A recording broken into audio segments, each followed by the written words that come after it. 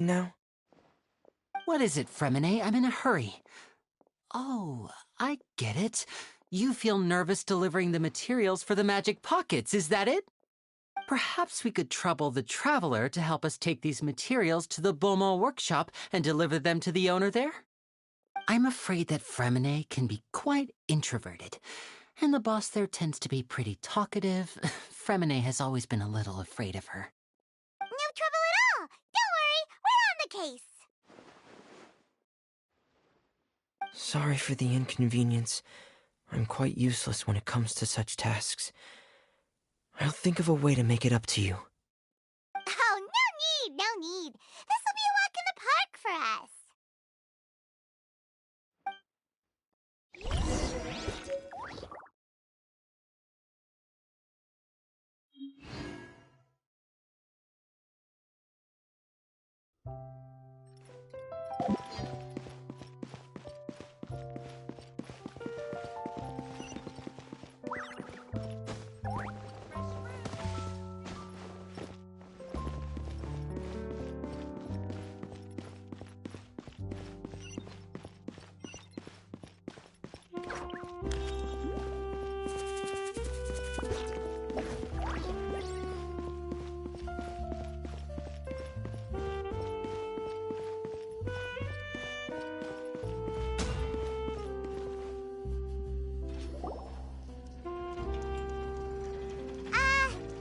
Hello?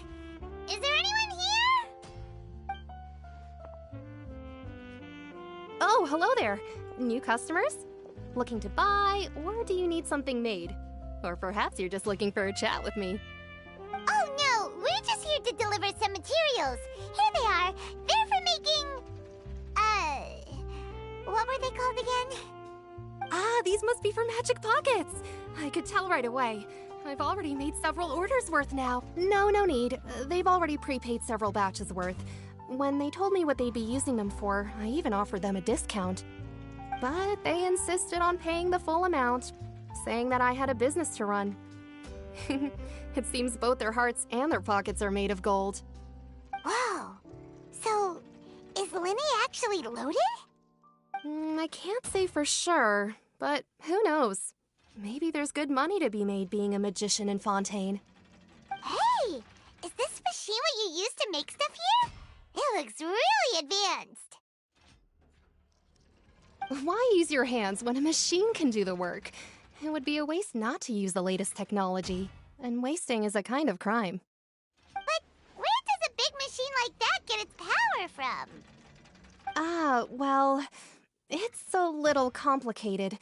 I'm not sure I can put it in layman's terms for you. But basically, everything we usually use here in the city is powered by indemnitium.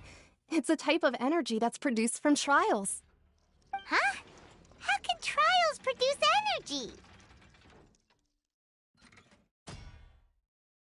Well, I'm not completely sure of all the details myself, but basically, when a trial is in session, the Oratrice Mécanique d'Analyse Cardinale harvests people's belief in justice and converts it into energy to be used all around Fontaine.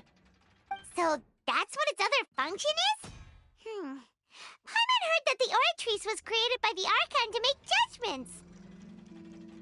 But Paimon still doesn't get it. How could something unreliable like people's beliefs be turned into a stable power source for these machines?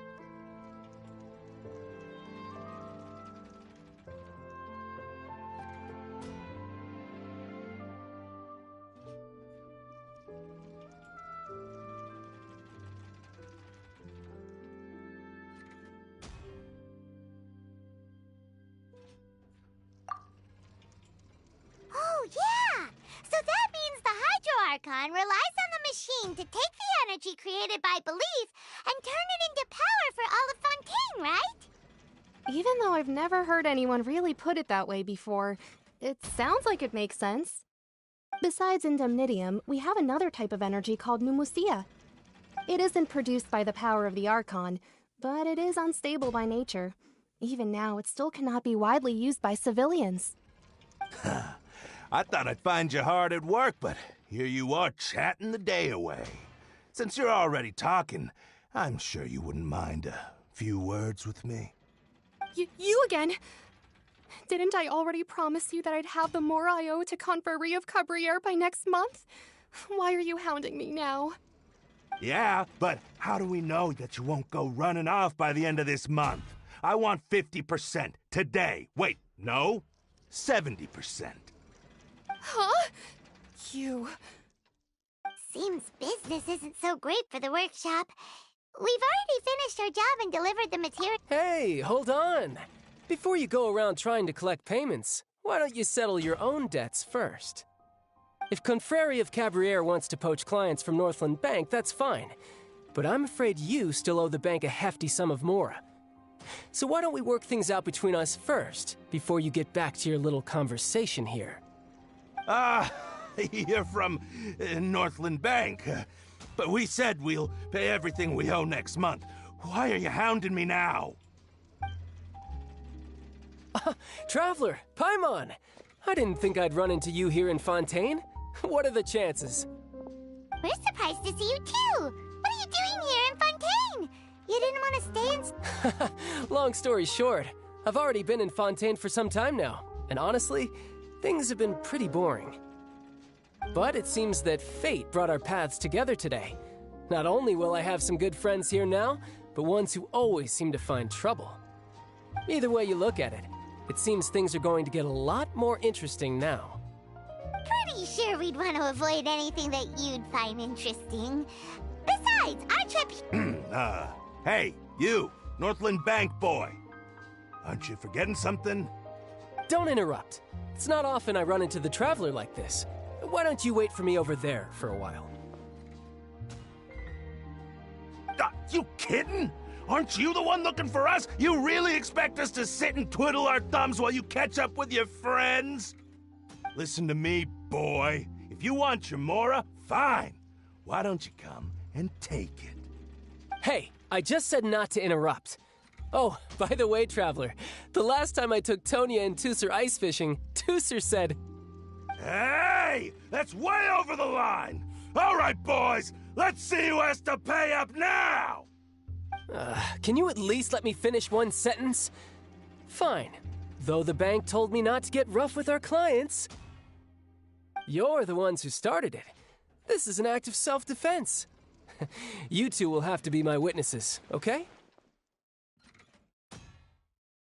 I'm sure this won't take long.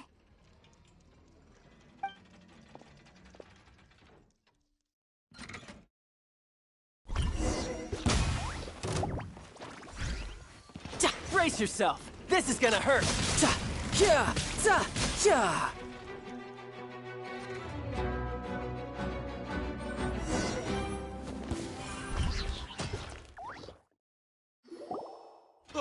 What's your deal, Brad? How are you so strong if you're just a staffer from Snezhnaya's Northland Bank? Wait, don't tell me you're... Oh, now you notice. It's a little late, don't you think? Just make sure you understand that you don't mess with Northland Bank.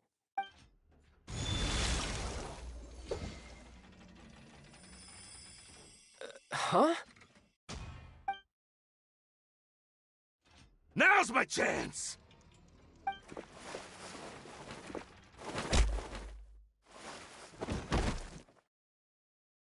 Huh. That was weird.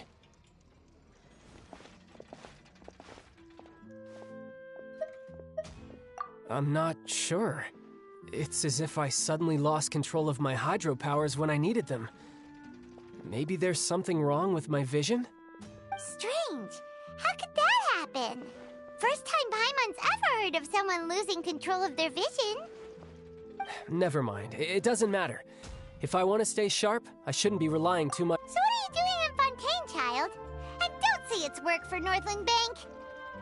Well, I guess it's because I've been in a bad mood lately. Huh? What kind of reason is that? Wait, since when do you feel down about anything? I don't know. Maybe I still have a lot to learn about myself. But recently, there seems to be some sort of restless power stirring inside of me. And I don't know why, but every now and then I feel like I'm in a terrible mood.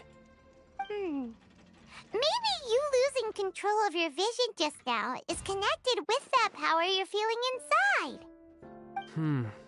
That is a possibility. I can't remember if I ever mentioned it before, but when I was 14, I fell into some unknown abyss. It was during that time I learned nearly all of my abilities. The one who took me under her wing and taught me was named Skirk. She was always quiet and very mysterious. Nobody knew where she came from or what she had been through, and she was always very strict when teaching me combat techniques.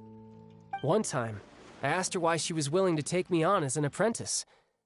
From what I could make of her answer, it was because I had awakened it, and traces of it remained on me. She said that all my combat training would be useful in the future. But what is it? What did you awaken? She never explained that, but my guess is that it's related to a dream I saw when I had just fallen into that abyss. In my dream, I was in the deepest depths of the sea, and the boundless seabed was all around me. But in front of me appeared a whale that was so massive, I felt like I couldn't breathe. A whale? Oh, that sounds familiar! When we fought against you before, you summoned a huge whale that seemed to leap at us. Is that the one? That's just an abstract form of a whale that I create using my elemental powers. It takes that shape because the scene I dreamt of the whale has always been stuck in my mind. I'll never forget it. So you used the whale as inspiration for one of your moves? Huh. Seems a little twisted to Paimon. So why don't you just go ask your master? Maybe she knows the answer. You make it sound so easy. Ever since the incident I experienced there, I've never stopped searching for Master Skirk and that unknown abyss. But it's been years now, and I've still found nothing. There isn't even a trace of the place where I remember falling into the abyss. Oh, it sounds like some kind of ghost story. Yeah, I'm out of leads at this point, but there's nothing more I can do. It seems that strange encounters in this world tend to be elusive like that. Oh, seems the time really flies when I'm talking with you. I just remembered I have somewhere else I need to be, so I should get going. What? More work for the Northland Bank? No, it's more of a personal appointment. Lately, I've been sparring with some of Fontaine's official champion duelists whenever I'm feeling bored. Official champion duelist? Yep. In Fontaine, before a criminal goes to court, the champion duelists are all so engaging and the worst case, though it's rumored that Fontaine has a death penalty. So really, the only people who opt to duel are those who have suffered a grave injustice in being accused, or those who greatly value their honor. So, do many people actually get out of their trials by winning the duel? Apparently, it's exceedingly rare for anyone to actually win. Fontaine probably enacted this system as a way to show that the nation respects the honor of its citizens. Besides, none of the champion duelists are to be trifled with, which is exactly why I was itching to face them as soon as I got to Fontaine. Apparently the one I'm meeting today, Clorent... Well, that's child for you. Oh, before I forget, I want you to have this. Huh? Your vision? You're serious? I'm just worried that it could become uncontrollable again. I'd be pretty upset if it got in the way of my duel, so I think I'll be better off without it for now. Besides, I just need you to hold on to it for a short while. I'll come retrieve it when I have some time later. Paimon knows what you're up to. You just want an excuse to come talk to us again, don't you? Whatever gave you that idea? I'll be in touch later.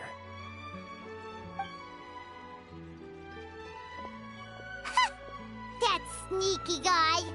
He said he's been feeling down lately, but he seemed the same as... Well, seems we don't have much to do for now.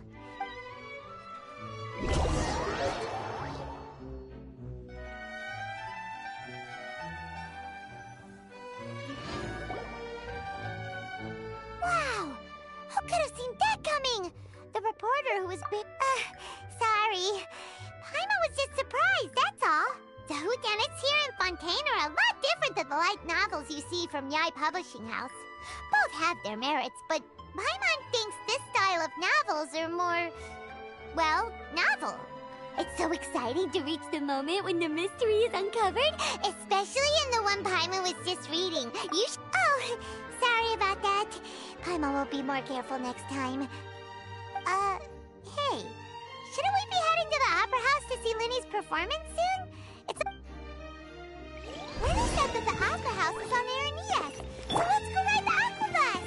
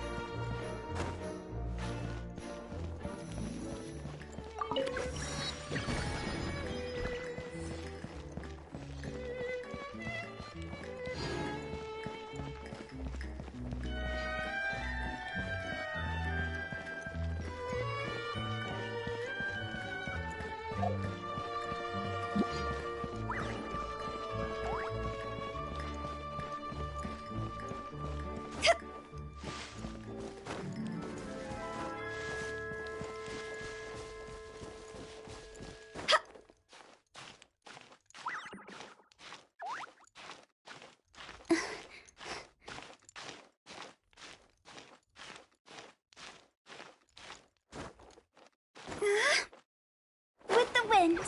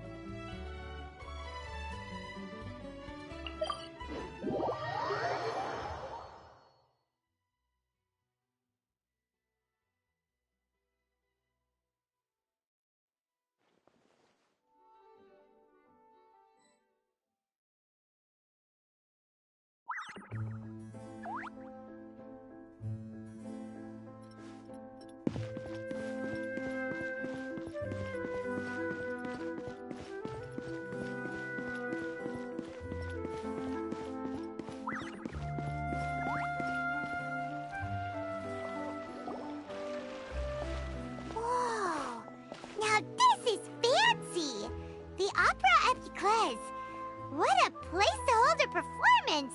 No wonder Linny and Lynette were looking forward to it. Huh. Looks like there's a lot of people standing around the fountain up ahead. Oh, Archon, please bless us with a bright and healthy child. We pray... I don't know why you always feel the need to ask so much. I'll be happy as long as our child is healthy and lives a peaceful life. I guess if they're our kid, then there's no doubt they'll turn out smart. Maybe this is one of the customs in Fontaine. There sure are a lot of couples here. Vache. What's wrong? Vache. Vache. No, Paimon didn't say anything. Are you Welcome to the Fountain of Lucine. All the water flowing through Fontaine converges here. It's customary for newlyweds to come here and wish for children. Ah! Lynette! You scared Paimon! When did you get here? Lenny asked me to wait here for you, remember? Ah, right. What do you mean? There are a lot of people here right now. Hey, you're not trying to scare Paimon, are you? Besides, I see. I might be able to tell you something that could help explain the voice you heard. In fact, you might not be imagining things at all. I suspect that what you heard is a result of your hypersensitivity to the hydro element. Others in my family have had similar experiences. it's because of her sensitivity to the hydro element? But what would hearing a voice have to do with elemental power? When do you cry, Paimon? Wait, what? What does that have to do with anything? Just answer me. When do you cry?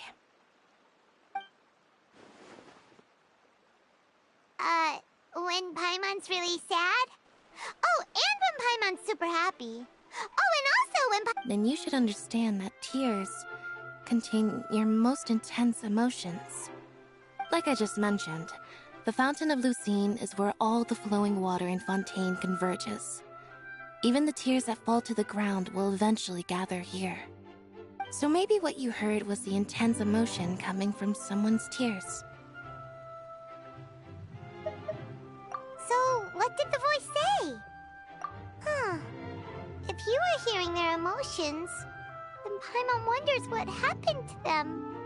Rather than worrying about them, we should worry about my brother first. Don't let that calm look of his fool you. He tends to get pretty nervous just before a performance. So chatting with Lyney might help him relax a little before he goes on stage. Oh, right. That makes sense. Let's go.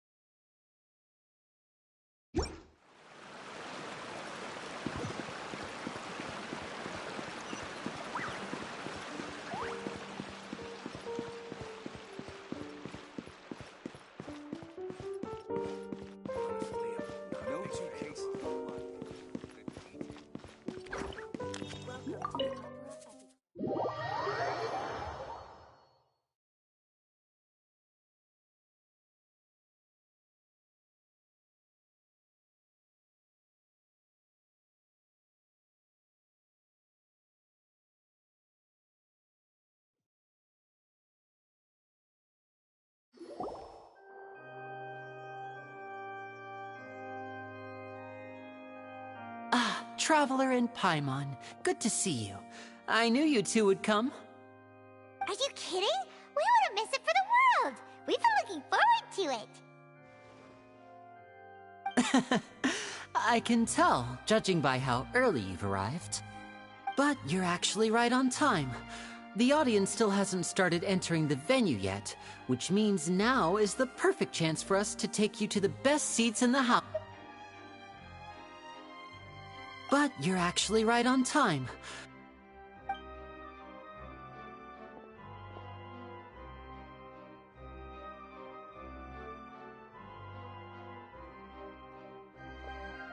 The Opera House has assigned seating, so you always have to make reservations.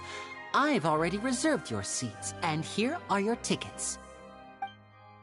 Ooh, front row seats! Thanks, Linny! Don't mention it. There's no need to keep thanking me. Hey, Linny! Could you come over here and take a look at this? Oh, I'll be right there. Seems there's an issue with the stage props over there. That's Cal, my assistant, calling me. I'll go lend him a hand.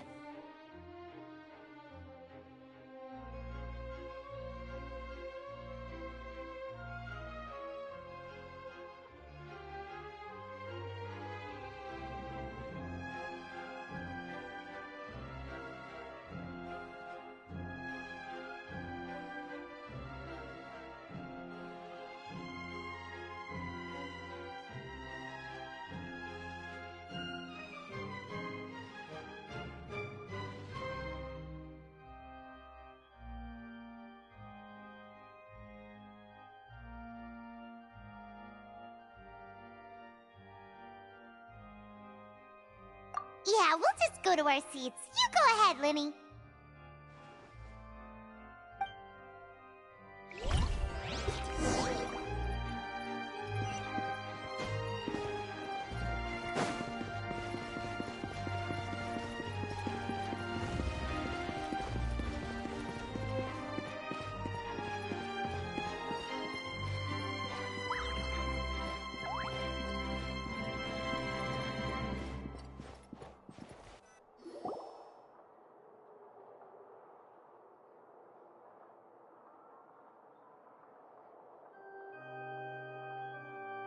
These should be our seats. Come on, let's sit down.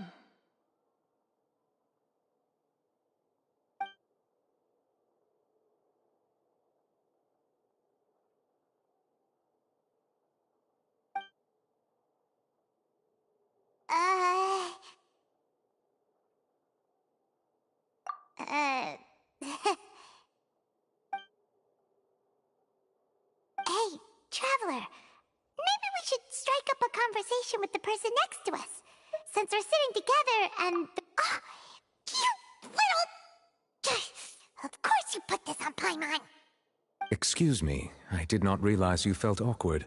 I am terribly sorry. I would be perfectly happy to chat with you if that is what you would like. Oh, so you heard all of that, did ya?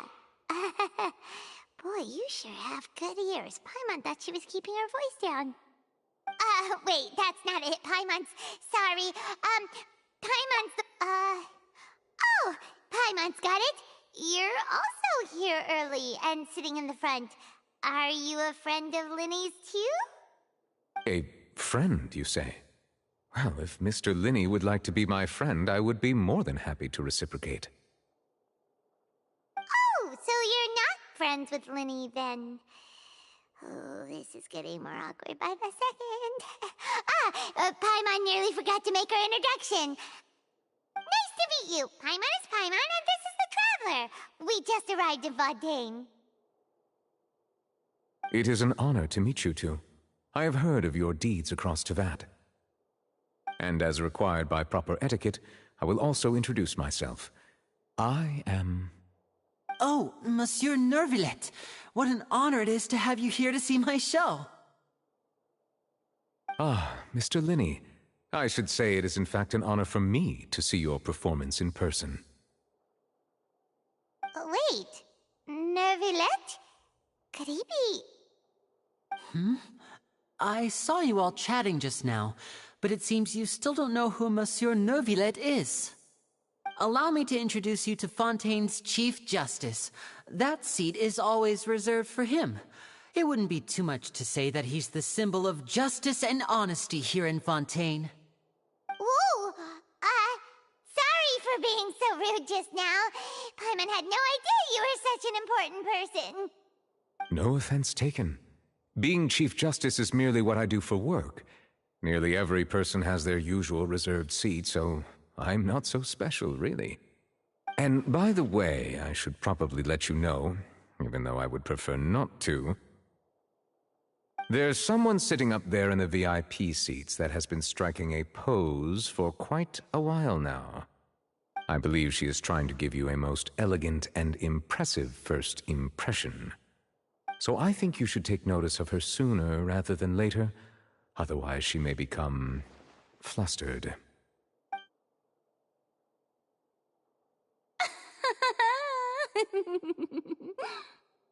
Huh?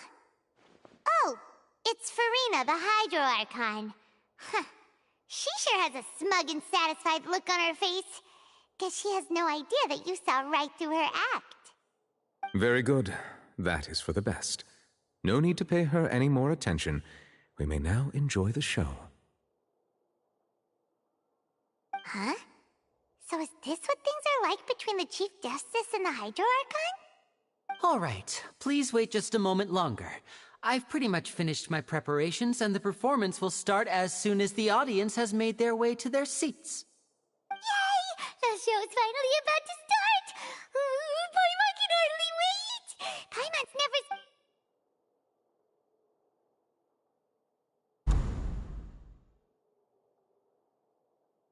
Ooh! They're dimming the lights! The show must be starting!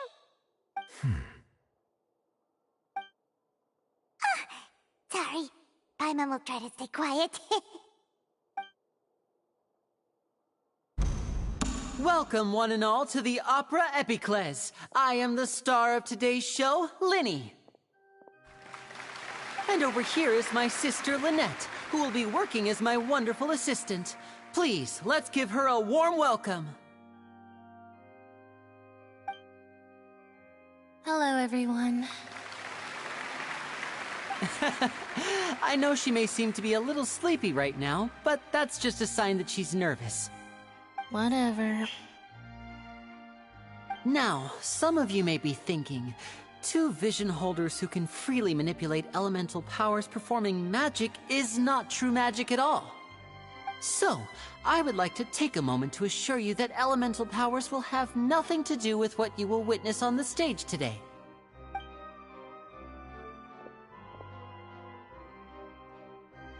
Both Lynette and myself have removed our visions for the show. That way, even the gods won't be able to help us. Oh, good point. That's what makes the show real magic. Now, without further ado, let the show begin. Lynette will now exit the stage to make some preparations. I know you might miss her, but don't worry. She'll be coming right back on stage momentarily. Perhaps in an unexpected way. I'm sure she'll be stealing the spotlight soon enough. Oh, and before I forget, there's one more thing I should say. You never know what can happen in the blink of an eye.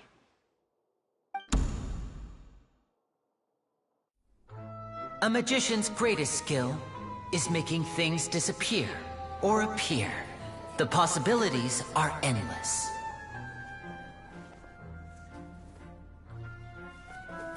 Huh?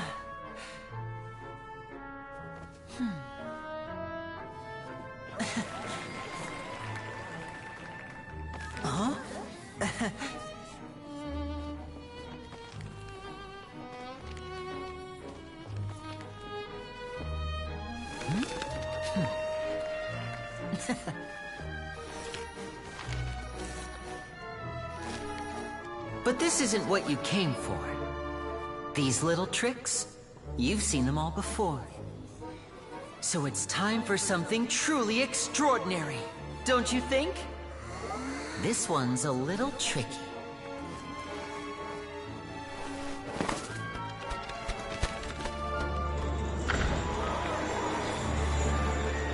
using this water tank, I shall make my sister vanish completely, right before your very eyes.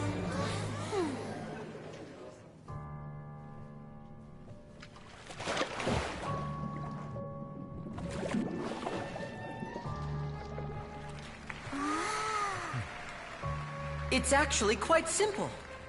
She'll just turn into air bubbles and float right out of the top.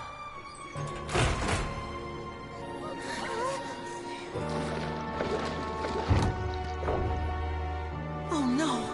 I told them to check all the props carefully.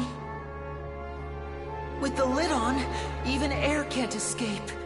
An amateur magician would be getting very nervous right around now. Luckily, it's me on stage, so let me show you what a true virtuoso can do.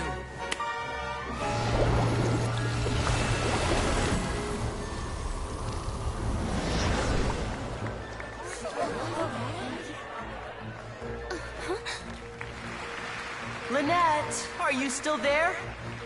Don't go too far. We don't want to use up all our magic. Hi, I'm back. Uh-huh.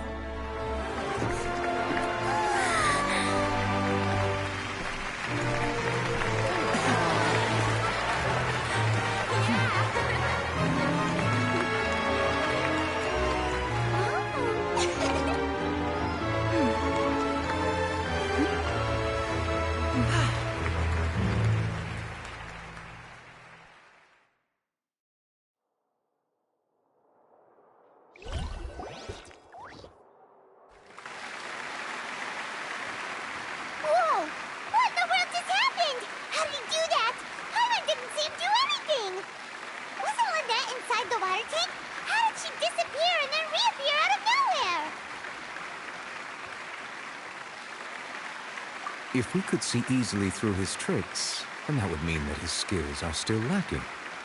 To appreciate magic, you should focus on the show happening on stage, rather than getting caught up in trying to see that which has been intentionally hidden. Guess you're right. Paimon couldn't believe her eyes when Lynette reappeared. Amazing! Thank you everyone. I'm glad you enjoyed that performance. But our magical journey has only just begun. I've prepared even more astonishing surprises for everyone here. The magic of transformation and disappearance can go far beyond what you've just seen. I'm sure many of you are thinking that escaping the water tank was impressive enough, but Lynette is still my assistant after all. In which case, I have ample time to make all necessary preparations. So, for my next trick, I will require the participation of one lucky audience member. Please, if my assistants could bring out the magical boxes now. There are 2 boxes, and only 2 boxes. One is here, and one is there in the aisle among the audience. I'm sure many of our clever audience members have already guessed our next magic trick. A swap! Our lucky audience member and I will each enter a magic box. After 1 minute, we will each emerge from the opposite box. Now please, everyone pay very close attention to the box you see here. Don't give me any chance to make a move. Wow! How's he gonna do this? Hey, do you think this is all magic tricks, or does Lenny have actual superpowers? The lucky audience member will be generated by this random number selector. It selects numbers entirely at random. Even I don't know who will be chosen to participate. Now then, let's begin. Let me see. Oh, row 7, seat 3. Congratulations! You now have the chance to experience magic firsthand for an entire minute. Please, come forward. My assistant will take you beside the magic box. I'm sorry, it might be a little cramped inside, but no need to feel nervous. We've carefully arranged everything for you to be as comfortable as possible. You don't need to do anything, but no matter what strange things may happen, don't come out of the box. If the magic is interrupted, who knows where you might end up? You might even find yourself in the Fortress of Meropide. Oh, okay. All right. Before I enter the magic box, there is one more thing I need to ask the audience to do. Could you all give me a countdown? Like this. 60, 59, 58. Just keep counting down. You can go a little faster or slower if you like. I won't be able to see anything in the pitch-black box, so I'll be relying on your voices to know when time is up. Oh, and no tricks now. If you quickly count from 60 in just 30 seconds, then I'll be in a tough spot. Ooh! Paimon kinda wants to count faster after hearing him say that!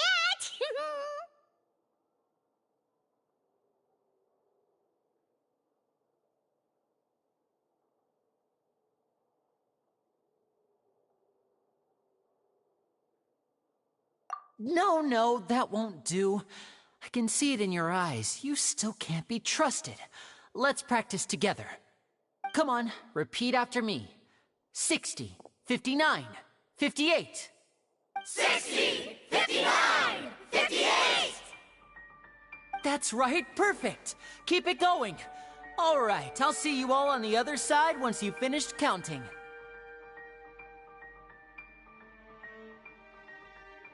$54, $53, $52? Huh? Why aren't you counting, Neuvillette? I am counting in my head. I think things are exciting enough in here as it is. Merely a consequence of my identity and personality. Do not worry about me. Just enjoy the show. Oh, alright. You look so serious that Paimon thought you might be feeling uncomfortable or something. 40, 39, 38! Mr. Linney, are you all right in there? Is everything ready? Yes, I'm fine. I'm just double-checking the direction of the magic. It would be a disaster if we get sent to the wrong places. For example, mid-air right above the audience. Even though he's saying that, Lenny doesn't seem nervous at all.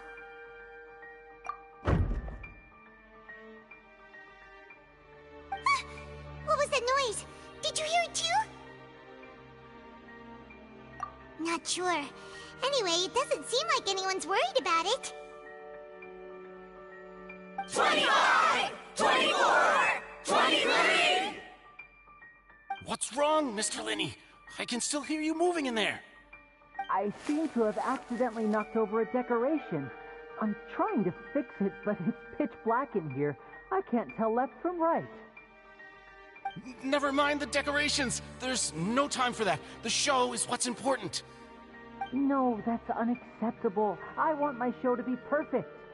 Don't worry, we still have 20 seconds. Hear them counting? 19! 18! 17! It seems things aren't quite going as planned. I apologize, everyone. It feels like you're all starting to count faster, but that's all right. I know it can be tiring to do such a long countdown. 10 seconds and change is still plenty of time. 10! Almost there now. Whew. Swapping two people is harder work than you might think. Even a master magician like me can't guarantee I'll get it right the first time. Hey, wait! Is this the back one? I can't tell. They both look the same inside. Huh? No, that's not it. I'll try again. 7! Hey, slow down! Honestly! 5! 4! 3! Whoops! That doesn't count! 0!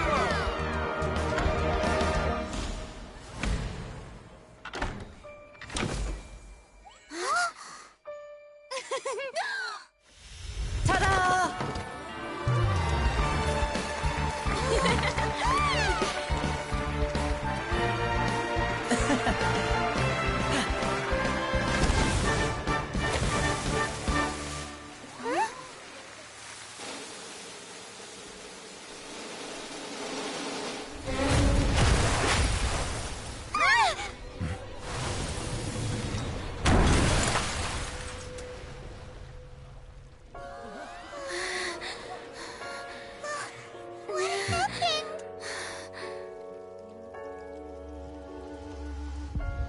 Huh?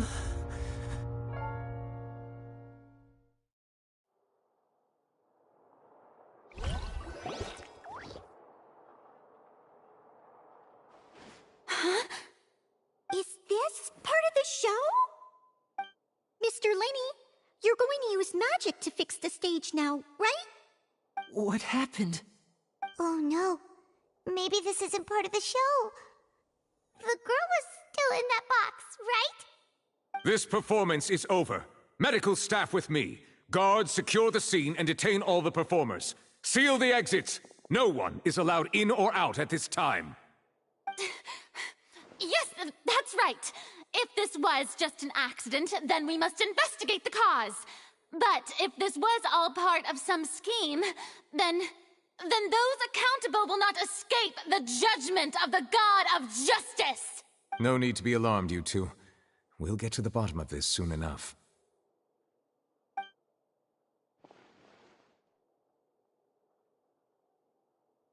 Unfortunately, the person who is in the magic box has been pronounced dead. His name was Cowell, one of the assistants in Linny's magic troupe. Apparently, the fireworks on stage ignited the ropes that were suspending the water tank, which then caused the tank to fall onto the stage. As of now, we are still not sure why we found Cowell in the box, rather than the guest from the audience. And after an initial search of the area, the guards have confirmed that the girl is nowhere to be found. It appears that this incident was not merely some mishap with the performance. And there are many indications that it is connected with... The serial disappearances case? That's the case that Charlotte mentioned before! I know the truth. I can see through the whole thing. Really, using such a shallow and obvious mystery as his finale. Did he really underestimate us that badly? I say that our powerful magician, Mr. Linny, is now the prime suspect for the serial disappearances case. Huh? Why me? This whole thing was an accident. No, this all occurred during your magic show, did it not?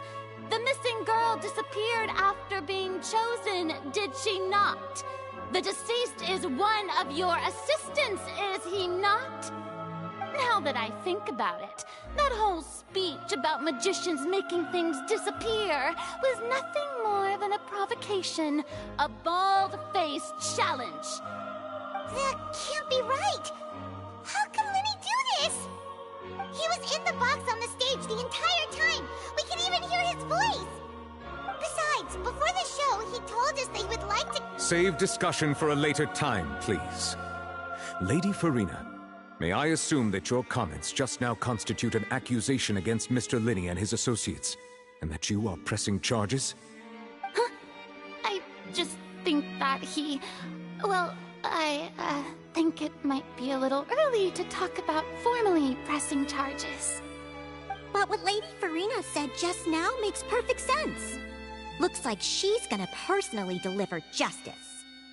A kidnapping and murder carried out under the cover of a magic show. Lady Farina said it all. I mean, of course, my dear people. But what excites me even more than the obvious truth before our eyes is the opponent I'll be facing. That's right. I mean you, Traveler. You'll support Linny, won't you? Then there's no problem at all. You know, the Traveler and I already had a duel the first time we met. But with Linny's help, our little duel ended in a draw.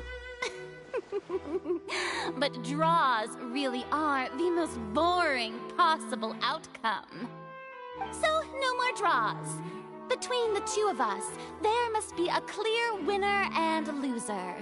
And what better place to hold such a riveting showdown and decide the true victor than here, on the grandest of stages, the Opera Epiclese. Huh? It wasn't a draw. She obviously lost last time. I understand. Charges have now been pressed. and as such, a trial is in order. Well, Traveler, seems Lady Farina has set you in her sights. But putting her dramatic rhetoric aside for a moment, I would like to ask you, are you willing to act as Mr. Linney's attorney and defend him in this case? Very well. The trial will be held a day from now in the Opera House. Both sides may investigate the scene to build their cases and search for the truth.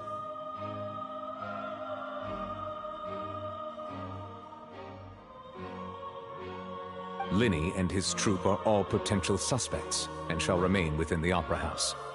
The audience may begin to leave in an orderly fashion once they have been cleared by the guards. A day isn't that long. Let's see what kind of case this big shot Outlander can build in such a short amount of time. I'm really quite looking forward to hearing it.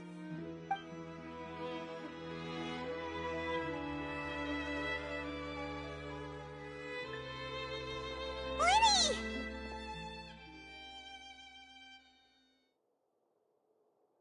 Sorry about everything that happened just now. Were you frightened? Of course! Who wouldn't be scared after witnessing an accident like that? Yeah, I'm a little shaken up myself. How could this happen? And poor Cal. I know you already claimed that you would defend me, but now it's just us talking. Tell me, do you think I could possibly be the murderer? Good to hear. Thank you so much for trusting me. I'm sure everyone sees me as the biggest suspect at this point. But, if you ask me, the whole thing is mysteries layered upon mysteries, such that all that's left is confusion. I don't know whether what happened there on the stage was purely an accident or not, and I don't know why poor Cal was in the box. As for how that girl chosen from the audience could suddenly disappear, I'm afraid I don't have any answers either. If someone tampered with my performance, then we need to figure out what they did. Even a skilled and knowledgeable magician like myself couldn't pull all that off in just 1 minute.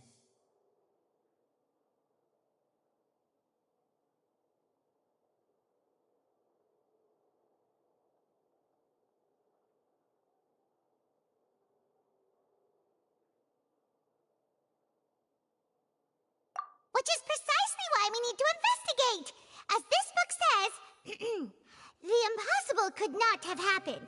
Whatever happened must have been that which is possible.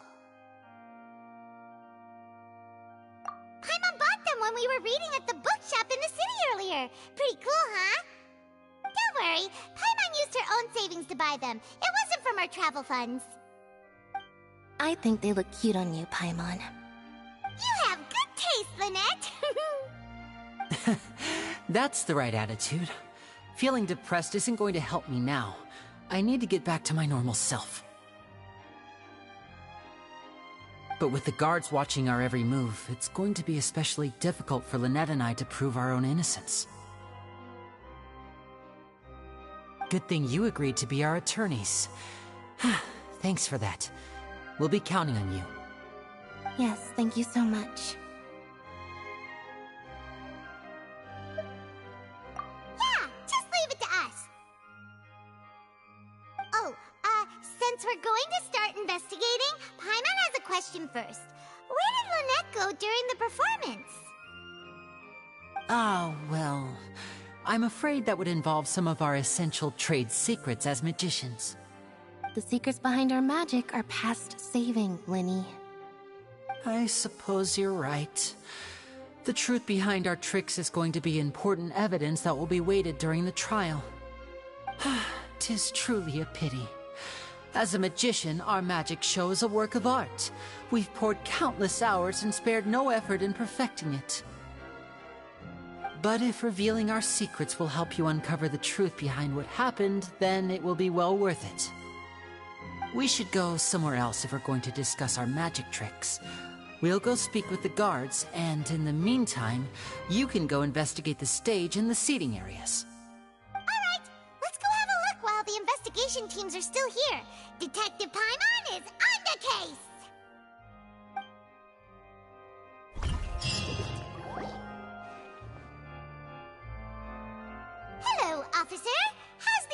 investigation going? Ah, I see.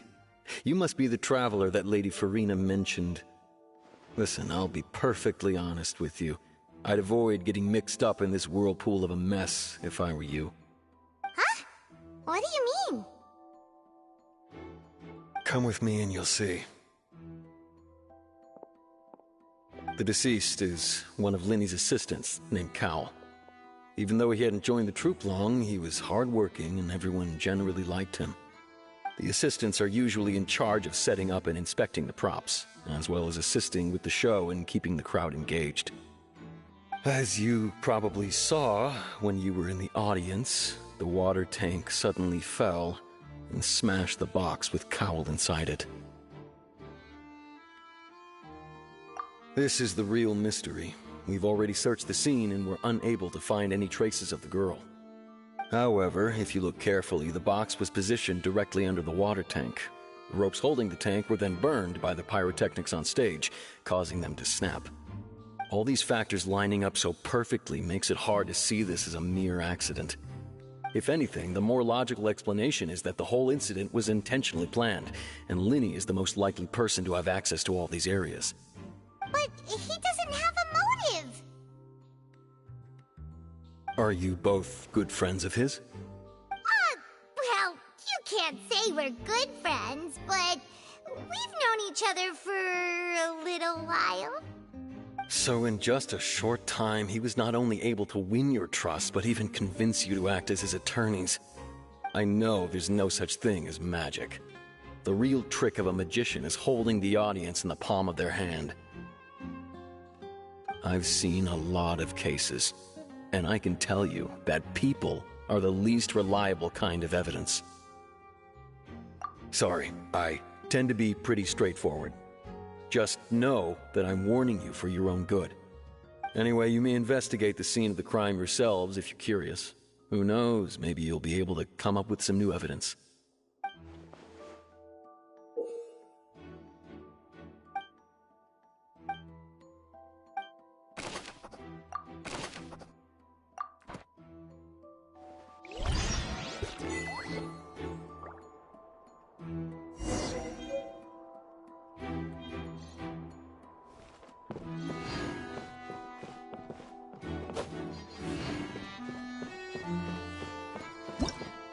Whoever the murderer... Why would it be him? How strange.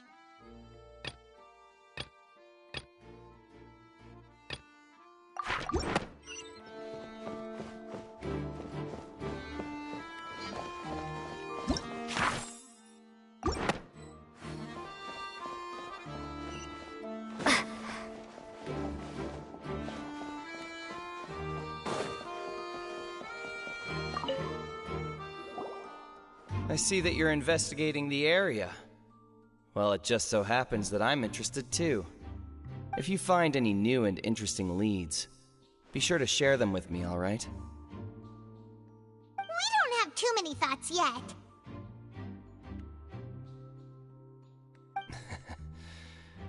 Then why don't I tell you my hypothesis first? The way I see it. And I'll start it with that loud thud. The thud? Oh, you mean the sound that happened during the countdown? Yes, exactly. It wasn't terribly loud, but I suspect that most people heard it. It's just that everyone was awaiting the results of Lyney's trick with bated breath, so no one paid it much mind. But now that the incident has happened, the thud has become an important clue. That makes sense. So, what do you make of it? I'm of the opinion that it may have been the sound of Lyney's accomplice. Lynette, perhaps. Jumping atop the water tank, or something like that. And when the pyrotechnics went off, she cut the rope, sending the water tank crashing down. But wasn't the noise we heard too loud for that? Perhaps the balance wasn't right, leading to a particularly rough landing.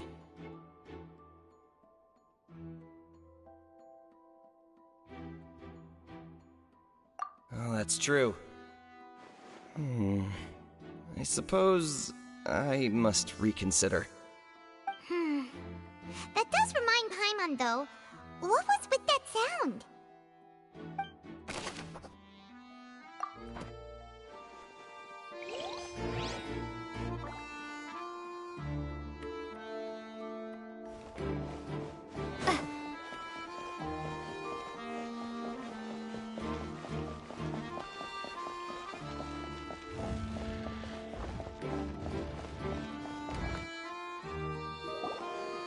Hey, you! Yes, both of you! Over here! I've been keeping an eye on you for a while now. Huh? You mean us? That's right. If I'm not mistaken, you're also among those who wish to cut down the thorns and pursue the truth. No? And by the looks of it, you're not from Fontaine. Well, you're right on the more about that one, but who are you? Have you never heard of the Spina di Rosula?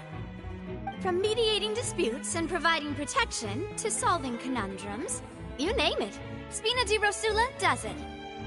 And I, Navia, have the honor of being its renowned president. Though those who play by our rules call me boss. I'm Silver, her attendant. Pleased to meet you. And I'm Melus. Demoiselle's various daily needs and affairs are under my purview.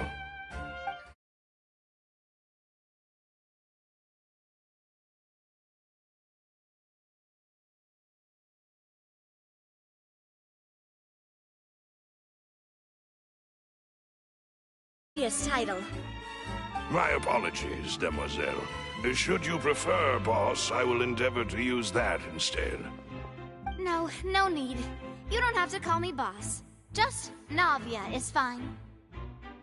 Okay, if you say so. Not that we're members of Spina di Rosula anyway. All merely trifling details. That's right. I've always kept an eye on the serial disappearance cases. My interest stems from a matter...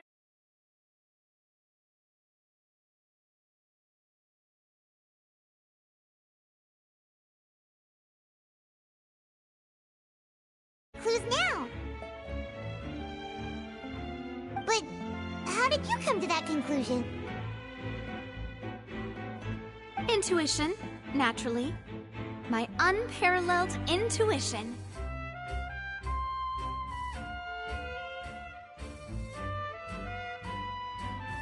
Furina sure was quick to point the finger at Lyney without any decisive evidence whatsoever, wasn't she?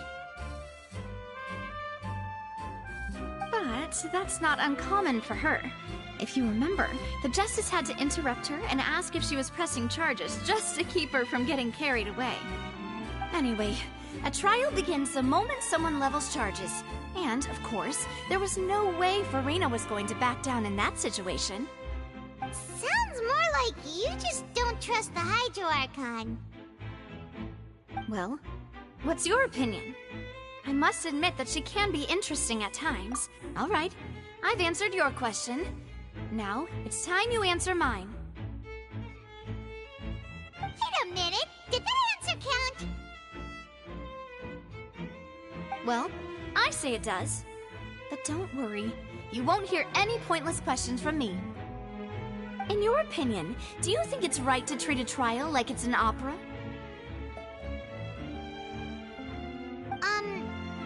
Well?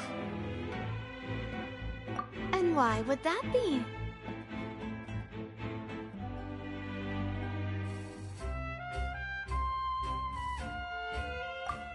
See, Silver and Melus? I told you they'd be different. Most astute of you, Demoiselle. I, too, think that the Traveler's response was most excellent. No matter how wonderful the script or how fervent the audience's expectations may be, the trials that go on stage here must be based in fact. And if that can be done, boss, then... All right, that's quite enough, Melus. Anyway, I like your answer. You pass with flying colors.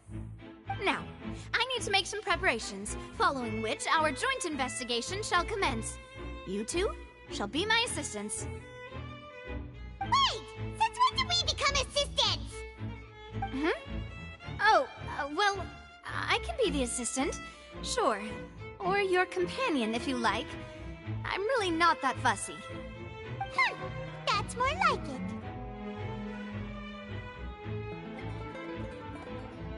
it. Far be it from me to brag, but I believe that Demoiselle's intuition will be instrumental in uncovering the truth. You wish to save a friend from false accusations, and we wish to unravel the disappearances. In this sense, our goals are aligned. You have a point. Huh. You're quite the talker, aren't you, mister? And what about you over there? What do you think? You seem like you've got something on your mind. I have nothing to add. Oh, alrighty then. We'll be making some preparations first. Just be sure to let us know if they start revealing Linny's tricks. Thanks!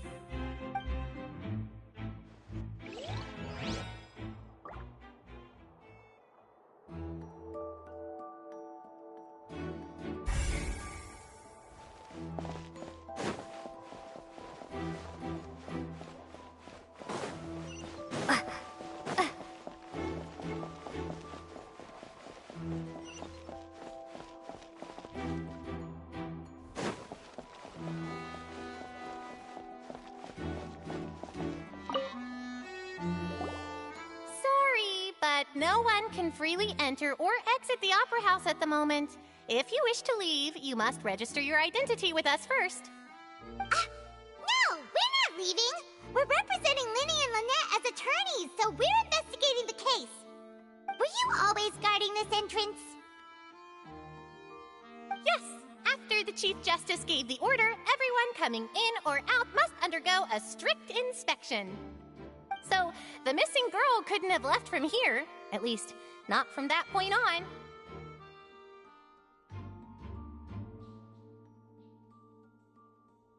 I doubt there was much opportunity then, either. How can you be so sure, Well, because I was in charge of security near the entrance at that time. I couldn't see Linny's performance from here, which was quite a shame. Just my luck. But still, I did not abandon my post, and I stayed put no matter how loud the applause was. If someone had so much as even approached the door, I would have noticed it, let alone if they had tried to leave. We Melusines are good at that sort of thing, you know. So, it's safe to say the girl couldn't have left through here. Alright, thank you for your help. This'll be useful info.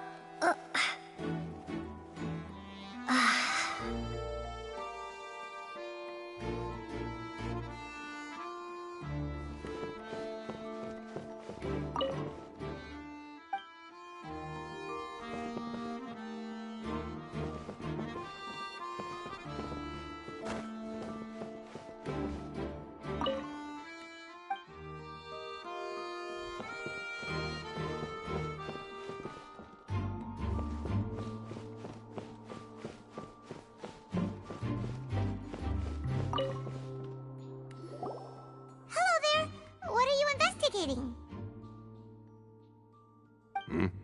Oh, this location has also been cordoned off because the Magic Troop members are currently considered prime suspects. The investigation team is still collecting evidence. The seats were all booked in advance, so we were able to deduce the missing woman's identity by checking the guest list. Sure, it's not like this is confidential information. We will publish it later anyway when we petition the public to help us find the missing person. Her name is Halsey. She's a painter from Fontaine who's made a bit of a name for herself.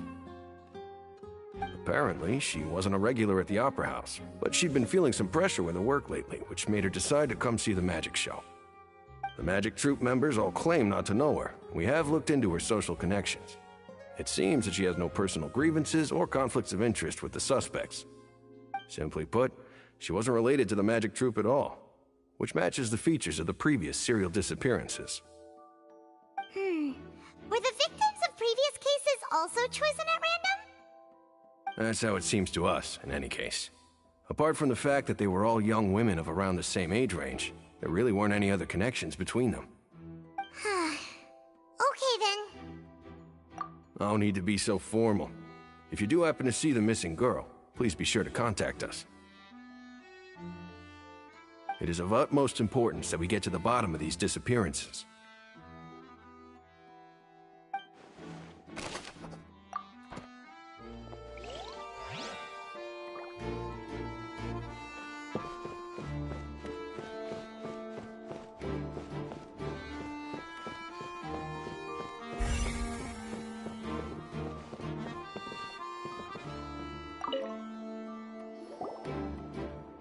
The investigation team has some new findings. Turns out there's an issue with the random number selector after all. See, I told you. What if the machine picked some big guy's seat? You think the murderer would have still made his move then? Sorry to interrupt, but we're helping Linny and Lynette with their side of the investigation. What were you saying about the number selector? There's something wrong with it? You're trying to help them? That'll be a tall order. Linny used the machine to pick a random member of the audience during his performance, right? The lucky girl that later disappeared. Well, we thought there might be a serious problem with the machine, so we had it taken away for further inspection. It turns out that the seat number it picked wasn't random at all.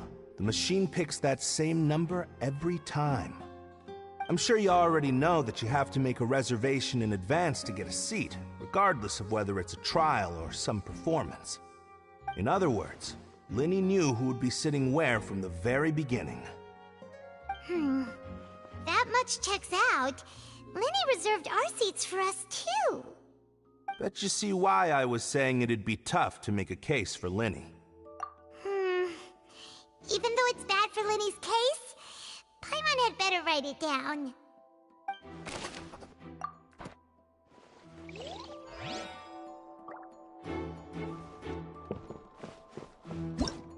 Whoever the murderer... People needed to register and reserve a seat.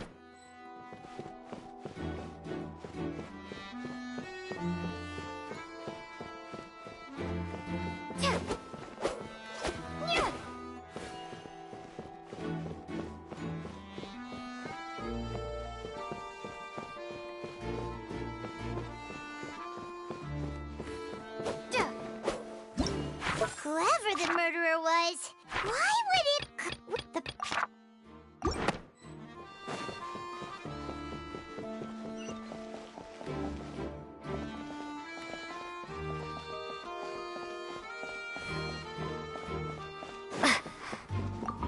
If you do encounter Ms. Halsey, please contact...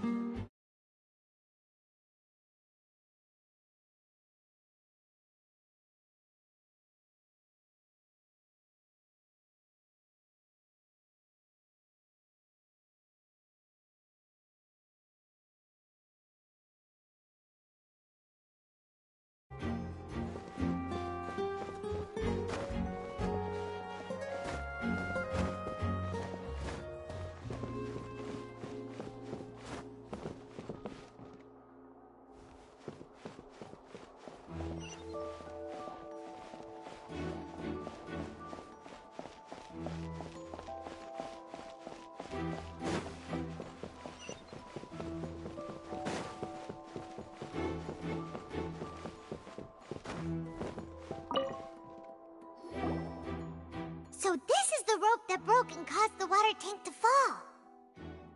The rope looks pretty durable. How can it be burned through so quickly by fireworks? Why are you suddenly so serious, Traveler?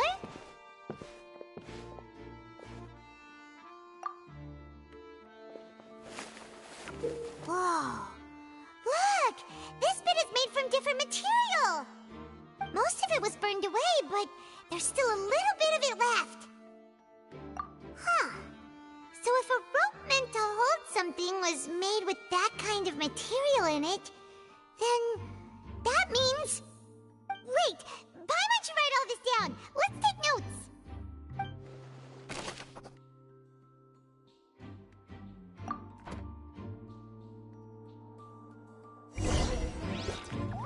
We've checked everything of note here at the performance venue. Paimon wonders how Lyney's discussion with the guards is going. Let's go see, shall we? Ooh, things are getting interesting, huh? We're about to see how magic is made.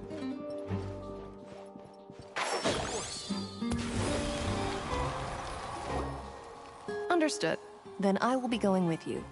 Just so you're aware, I will be monitoring your actions and making notes as necessary. Very good. Thanks for being so agreeable. I'd pull a rose out of my hat as a gift for you if I could. You may spare the pleasantries. I'm just doing my job. You've arrived. Who's this? Me? I'm Spina di Rosula's guardian angel. If you've got a problem, I've got the firepower. Sorry, I got a little carried away there. Call me Navia. I'm a partner of theirs, and we'll be helping investigate this whole situation. And these are my companions. Would you mind if they join as well? Fine by me. Oh, new helpers? I would be most grateful. Well, let's just say we're tagging along.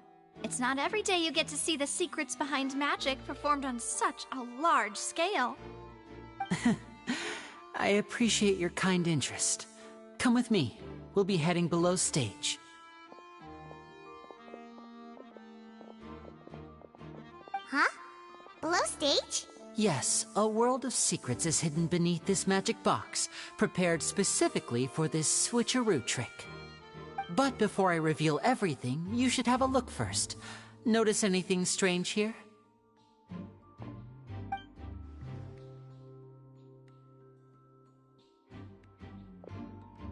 I'm not trying to be dramatic. Remembering the details of a trick will help you understand the methods used to perform it more easily. Huh. Weren't there balloons and other decorations here? Where did all that go? Ah, good eye. That said, you're still far from discovering the... The back? You mean the inside of the door? What's different about it? Paimon didn't notice anything. Very good indeed. I thought you might not be able to catch that, given that you were sitting in the first row. The back of this door was patterned. Those patterns are now gone, replaced by a smooth wooden board. So, if you put 2 and 2 together, what do you get? Exactly. All right, let's go. I'll tell you how it works as we head down.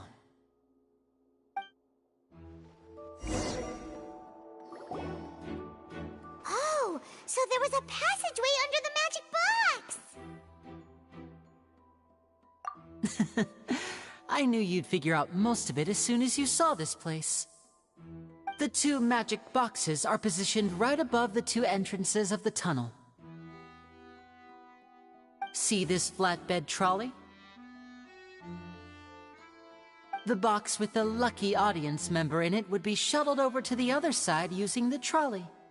This trolley can raise and lower and even rotate, ensuring that the box will face in the right direction. I see. So that's the purpose of the box inside another box. Precisely. The inner box would descend after the audience member was put inside and be moved along the trolley. all while the outer box would remain on stage as if nothing had ever. So that's how you did it! Once the box was lowered, the trolley would store some energy through this device. The audience member would only be able to feel some slight movements in the dark, and by. Right! You were talking that whole time, and you even came out for a. Ah, yes. A phonograph operated. My assistant and I had already scripted our conversation. And what about Lynette? Where was she? I was in the mezzanine space in the back of the box. Oh, interesting! That's how we were able to coordinate Linny's lines with the assistant. I mean, we are twins. All it takes. And that's my favorite part of this trick. So that's how it all worked! Lynette would brief, and then I walk out of the other box in the audience area. And the trick, but as you saw, Cal was in the box, not our audience member. She, on the other hand, mysteriously vanished. We really don't know how that happened. If not for that interlude, this would have been an astonishing trick. I probably never would have figured out how you pulled it off. And yet, to think that someone was able to use this magic trick to commit a crime. Could we have a look around? I think we can come up with some more leads. This is the scene of the crime, so Lynny and Lynette are not permitted to stay here. I'll escort them back up. Yes, of course. No need to be so strict now. I won't disappear into thin air, you know. Thanks, everyone. We're counting on you.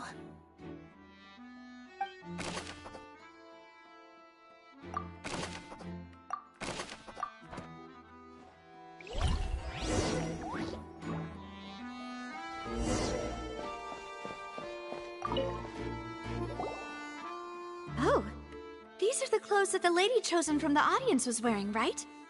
Her clothes are here, but she's nowhere to... Right! And do you really need to do that if you're kidnapping them? Ugh, this is so confusing. Paimon doesn't want to be a detective anymore.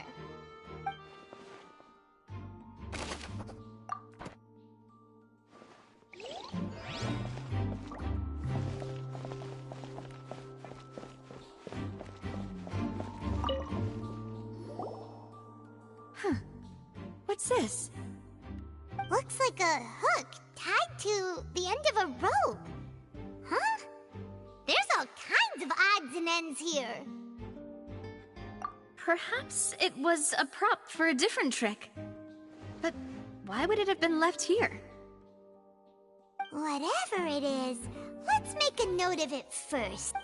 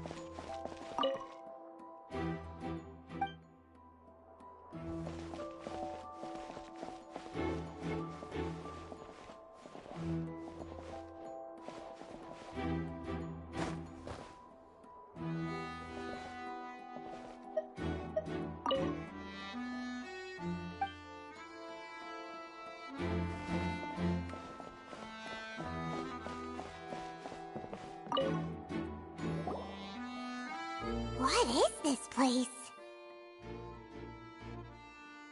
It seems someone could fit through here.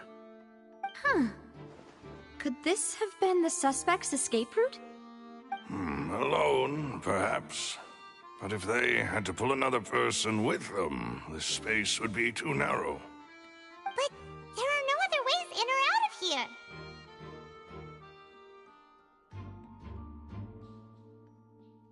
Oh, you're right! Let Paimon write that down.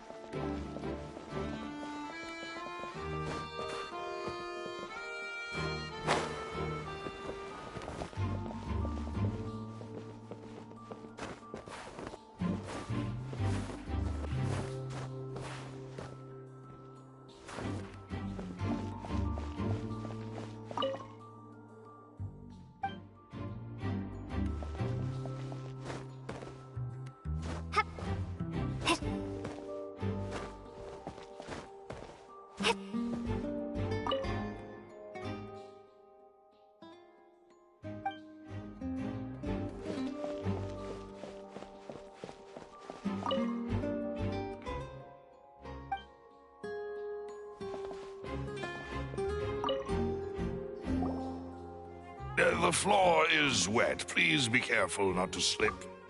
Speaking of which, why would there be water here? Oh, Paimon knows!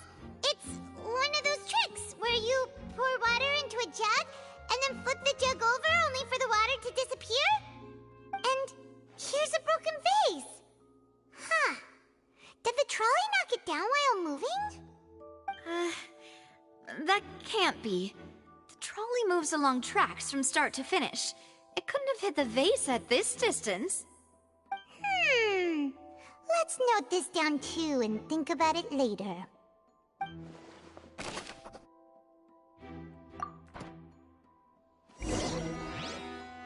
Seems we're just about done investigating down here. Yeah.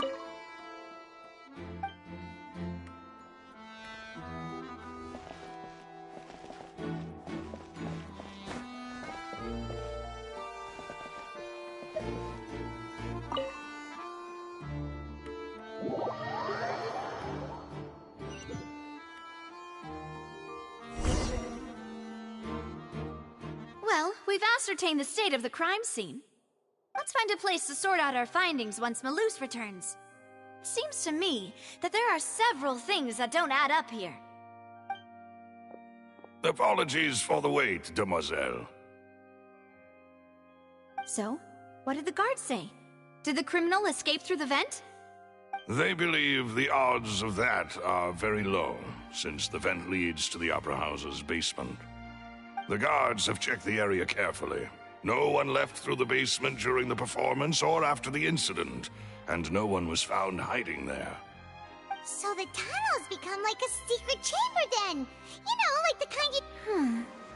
The plot thickens. Halsey's disappearance and Cowell's death are both quite inexplicable. No wonder Farina was so confident in her accusation. All the current evidence points toward Lyney and Lynette. In other words, the charges are very likely to be upheld unless we make some considerable progress. Charges and then trial. So if the charges are upheld, they'll announce a sentence? That's right. This is how a trial goes in the Opera House. That's right. This is how indemnitium is produced. The statements from both sides, the defenses from attorneys, witness testimonies, and even the audience's emotions will all be projected on the oratrice.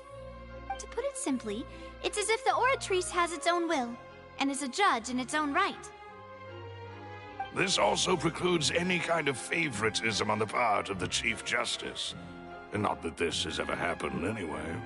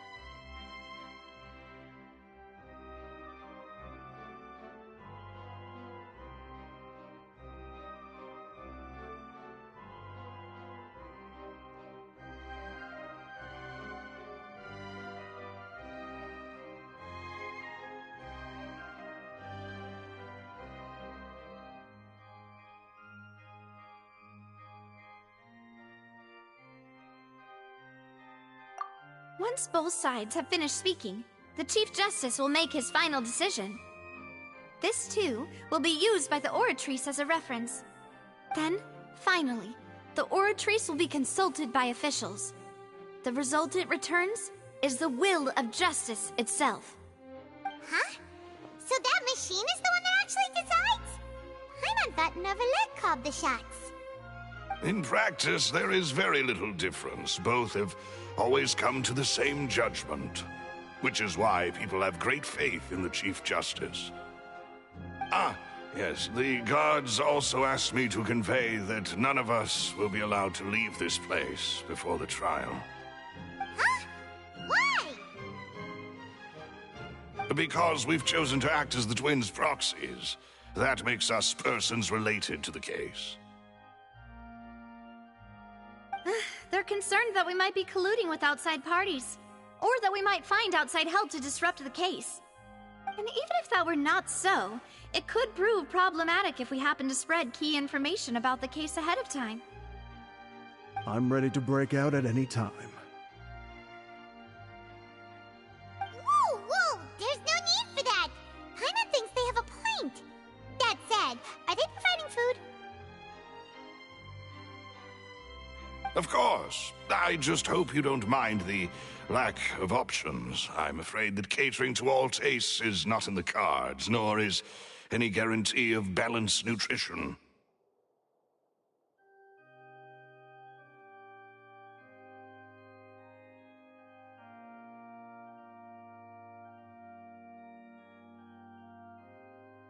In that case, let's just sort out our findings together here. Pity. I was hoping to take you to try some of Fontaine's famous desserts, too. I mean, what better way to properly think through our findings than over some tea and sweets? Huh. Breaking out suddenly doesn't seem like such a bad idea after all.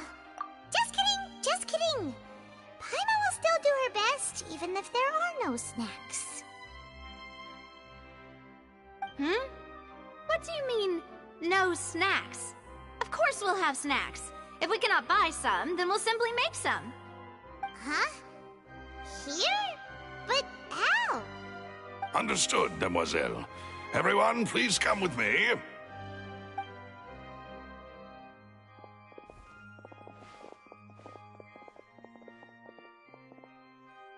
Wait, you're carrying a portable stove with you? Yes, I must be prepared to meet the Demoiselle's baking needs whenever the fancy strikes her. I have eggs, sugar, and almonds at the ready. Good work, you two. Then I'll get to it. Please sit tight for a moment. You'll get to taste my awesome snacks soon enough.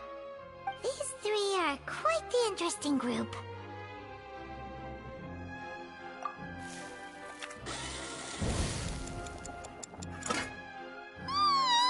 And Paimon thought it smelled good while it was still in the oven! Oh, it's even better now. Paimon can't stop drooling.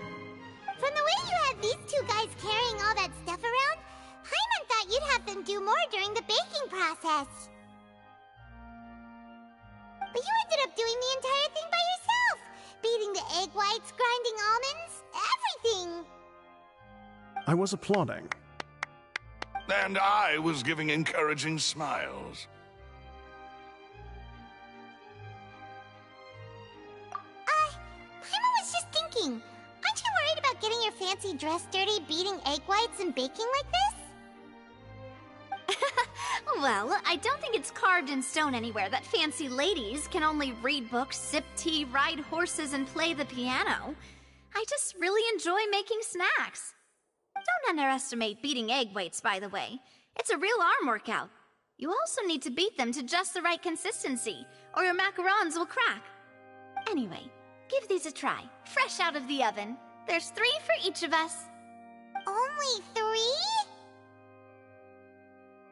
Well, eating too many sweet treats might send all that sugar to your head. You wouldn't be able to think clearly about the case on a sugar rush, would you? Tea is ready to be served as well. This is Demoiselle's favorite, strong black tea with a No need for concern. I'm merely doing as I should.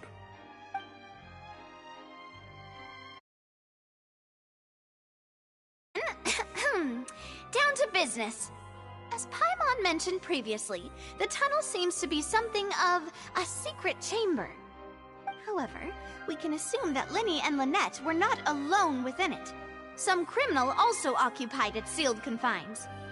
The magician twins could have committed the crimes, of course, but they lack any logical motive. Exactly!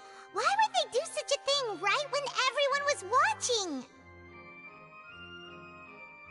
The flower vase and the thud we heard during the performance could indicate some altercation between Halsey and the criminal in the tunnel, resulting in the shattering of the vase, the discarding of her clothes, and her abduction. Perhaps the criminal thought that since she was chosen from the crowd, she would be too easy to identify if she was still wearing the same clothes. Paimon thinks that makes sense, but the real trouble is... True. None of the clues we found thus far support the existence of this third person. But the only people left to consider are both technically victims, whether it's the missing girl, Halsey, or poor Cowell. Huh. Could Halsey have secretly made modifications to the magic props in order to murder... That's right. And even if she had tampered with the setup, she would need to understand the entire trick to pull it off. Nor does she have any motive. The guards said that she has never had any dealings with the Magic Troop's members. Were we not thorough enough in our search? From the sound of things, this is turning into an impossible case.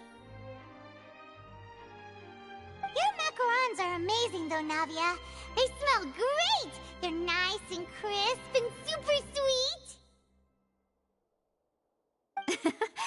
They are my specialty after all. And I see you've already had 5 of them. What? 5? Oh, that can't be right. Paimon only counted 3, honest! Please don't worry about it.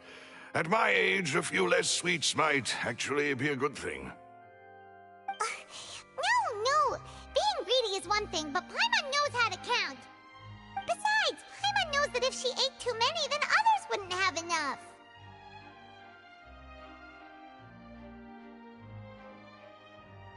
Wait, even you don't believe Paimon? How could you? If Paimon ate those 2 extra macarons, then may they turn into stone in her stomach!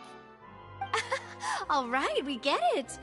Well, I suppose one of us might have gotten too engrossed in our chat and eaten them by mistake. No big deal. Malus, set up the stove again if you would. Huh? What are you doing? Making sure everyone gets 3 macarons, of course.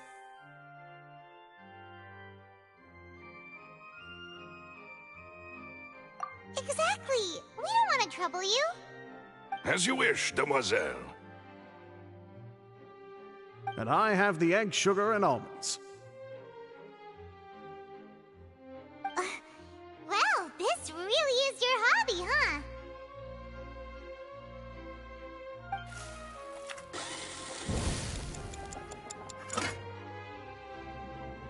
Well, that's it for snack time. I'm going to have another look around the area. I don't know what we're looking for yet, but we've still got some time. As attorneys, I suggest the 2 of you think the case over again. It would be awkward if you got all tongue-tied on stage during the trial. All right, thanks for your help, and for the snacks. It was nothing. A small task for the Spina di Rosula. Silver, Malus, it's time to go. I'll be back if I find anything new.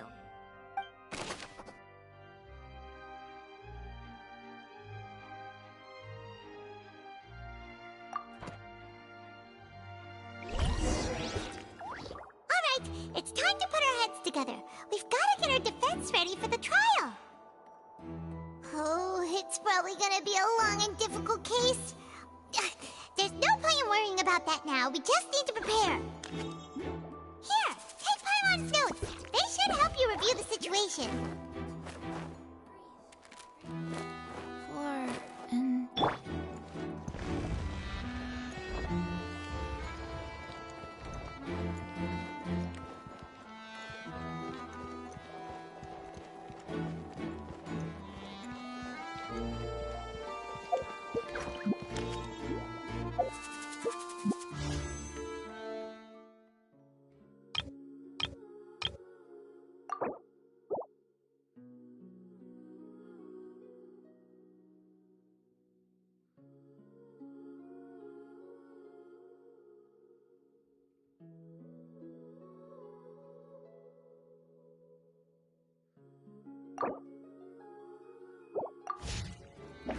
Silly Cheryl. Silly Cheryl.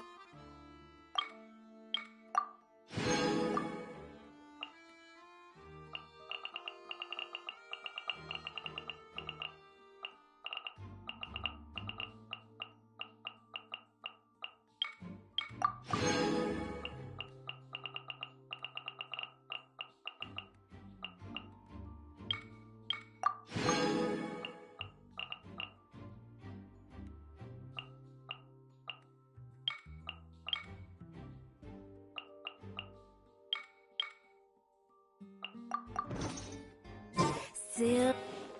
Phew.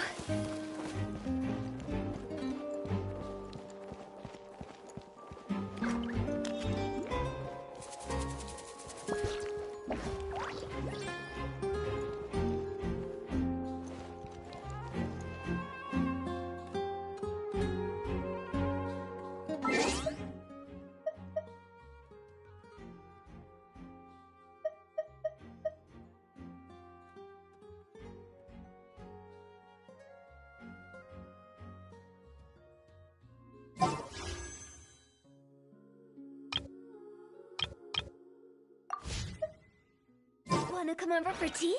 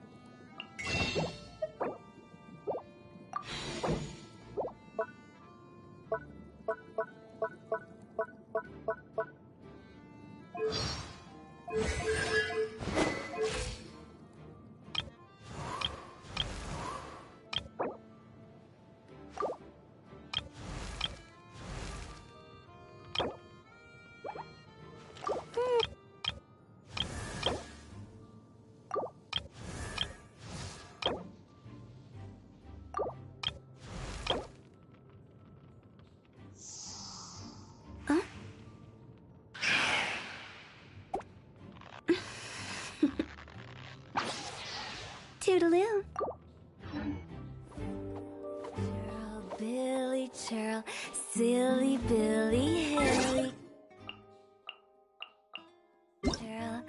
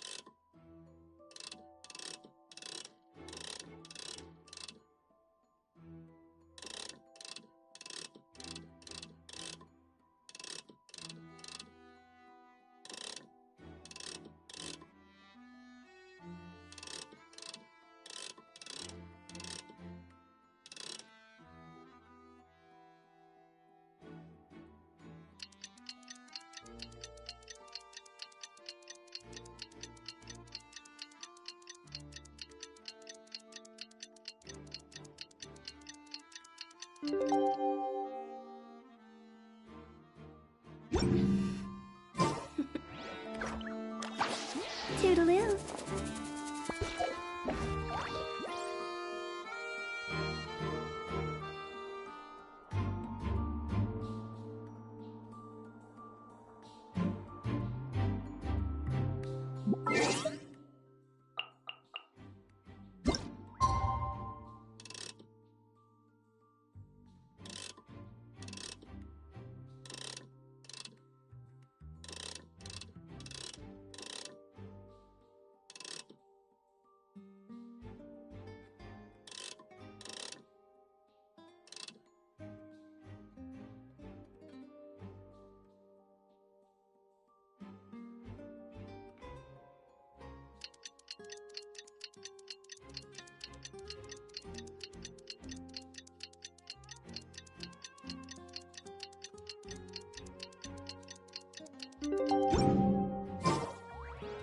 sun's out, bathe in sunlight.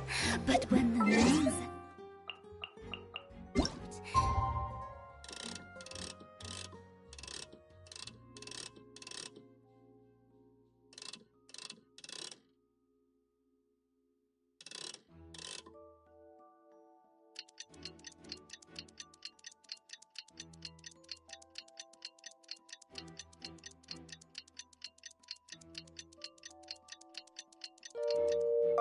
bathe in moonlight.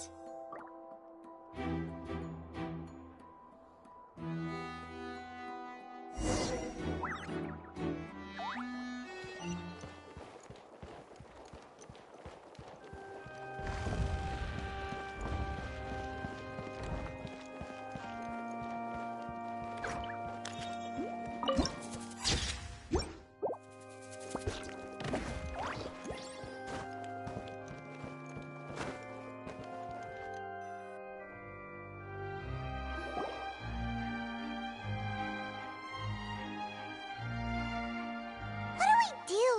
The whole situation is so confusing. Good plan.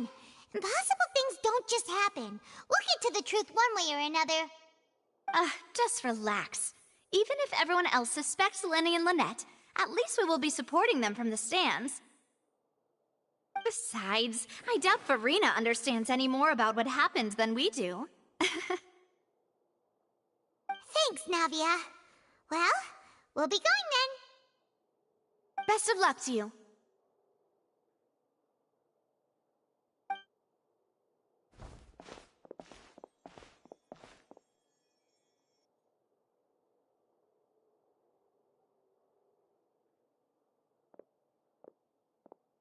Ah, finally, you're back. Well, how did your investigation go? To be honest, you might be disappointed. No. We're already very grateful that you were willing to help. Well now, don't you all look disappointed? Don't tell me that your investigation came up empty-handed. That was to be expected, of course. The guilty can never produce proof of their innocence. But don't let that stop you. I shall be terribly disappointed should you, my most anticipated foe, concede so easily. Since both parties are present, I declare that the trial regarding the magic show incident is now in session. Firstly, in order for the audience to understand the causes and results of the incident, could we please have Mr. Linney explain the trick? Yes, of course. I will explain while Lynette demonstrates on stage. All the necessary items have been prepared.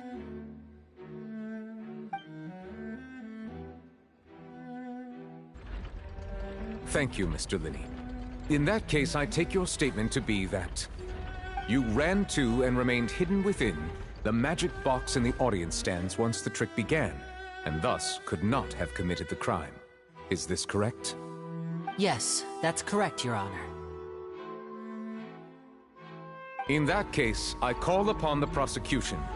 Lady Farina, do you wish to refute his statement in any way? Why, of course I do. Allow me to take the first shot and break this case wide open. Mr. Linney is clearly lying. There is no way you could have been in the box the whole time if you were to abduct Halls. That is simply your hypothesis based on the presumption that I'm guilty. Oh, is that so? And if I may ask, what did you hear while you were inside your box? The roaring countdown of the crowd, of course. That's how I kept track of the time and built anticipation for the finale. And you didn't hear anything else at all? Nothing that might leave an impression of any kind? No, nothing. I see. But when the count reached 30 seconds or so, there was a thud. One so loud that I believe practically everyone heard it. Huh? Hey, hang on. Something's not right here. Yeah, I'm sure he could have heard a noise that loud from inside the box. I was right by the box, and I definitely heard the thud. Look at those scales. Could those mean... Well then, ladies and gentlemen, allow me to use the words of the magician himself. You never know what can happen in the blink of an eye. Indeed, it seems his alibi can also collapse in the blink of an eye.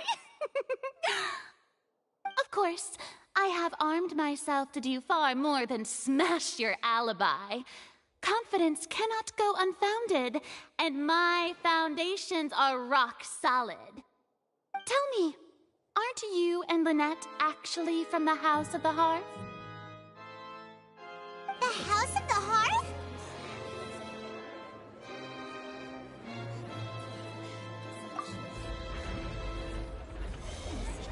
No wonder they did something like this. So the serial disappearances were the Fatui's doing. Now it all makes sense. I've got a feeling that what happened on stage probably wasn't just an accident. That's irrelevant. Our identities have nothing to do with what happened. Indeed. Then perhaps you could tell us everything that happened during that 1 minute. Your first priority is to prove yourself innocent after all. The Outlander is speechless. My, oh my, don't they look flabbergasted? Now comes the Oh, good thing I made all those preparations. Seems the... Hey, Lyney! Why didn't you tell us this before? Order! Order! Mr. Lyney, allow me to re-establish the facts. Lady Furina has raised 2 points. First, when the thud was heard in the Opera House, you were neither in the box nor the tunnel. Second, you... Are these claims true?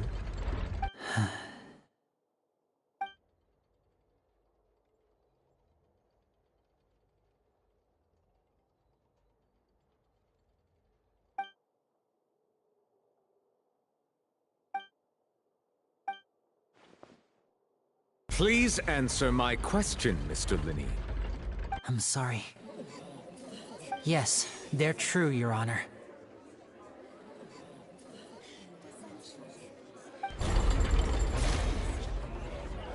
I knew it! Well, that's it. We might as well move on to the sentencing already. What should we do now? Granted.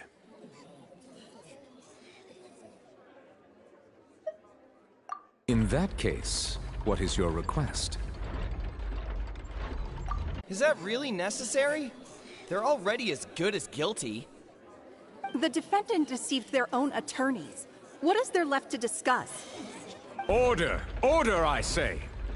Your request is reasonable, and we shall adjourn. This trial will reconvene in 1 hour.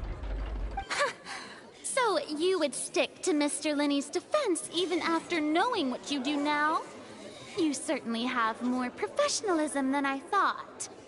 In that case, my dear audience, let's allow the joy of victory to steep for a little while longer.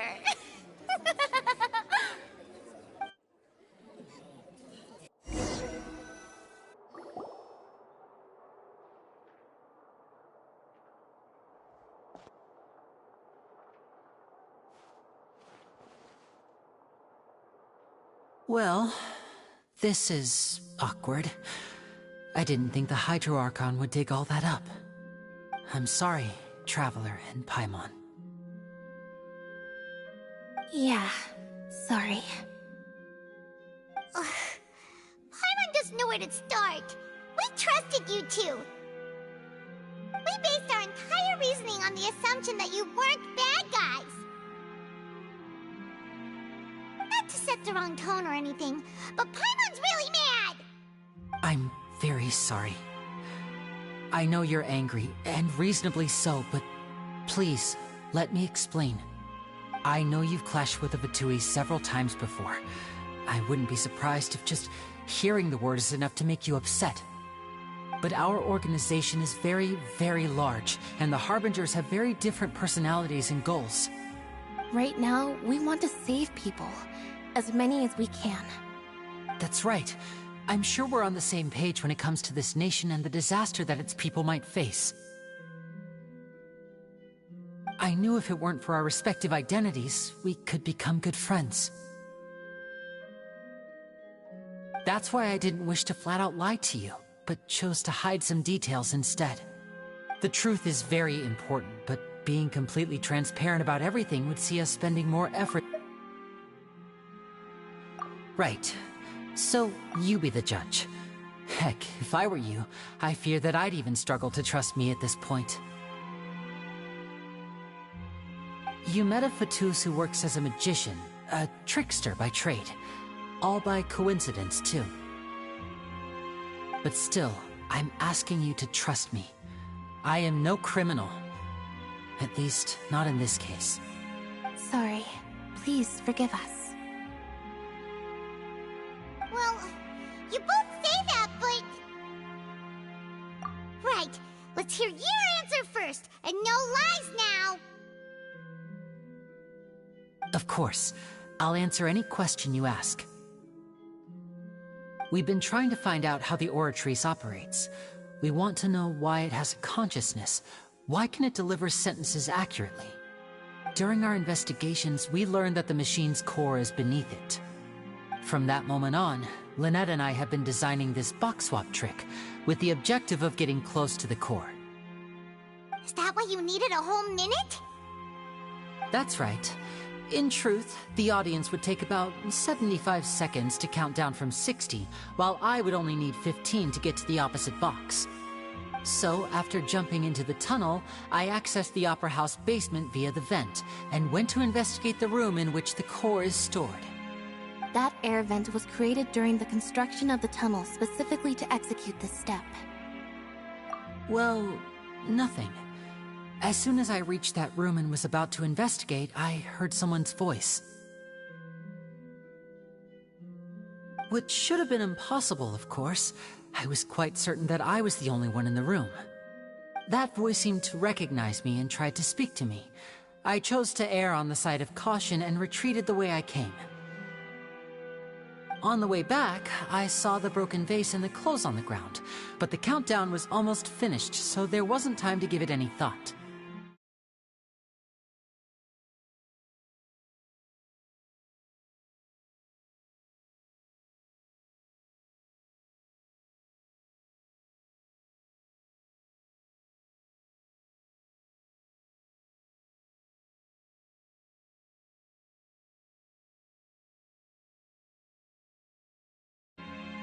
Because of that prophecy I told you about, of course. We must know all we can about this nation's secrets in order to deal with that.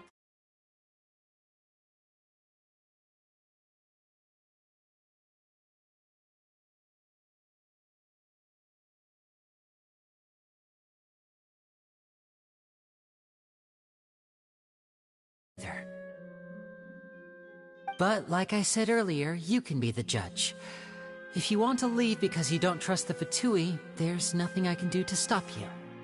Well, Traveler, you decide. Paimon will follow your lead however you choose.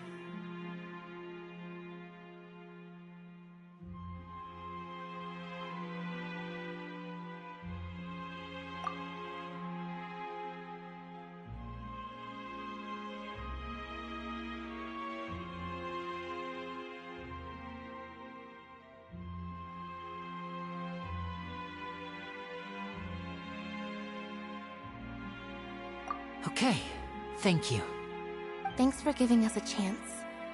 The current problem is that the scales are tipped pretty badly against you two. If we want to refute the Hydro Archon's accusations, we're gonna need a seriously watertight defense, huh?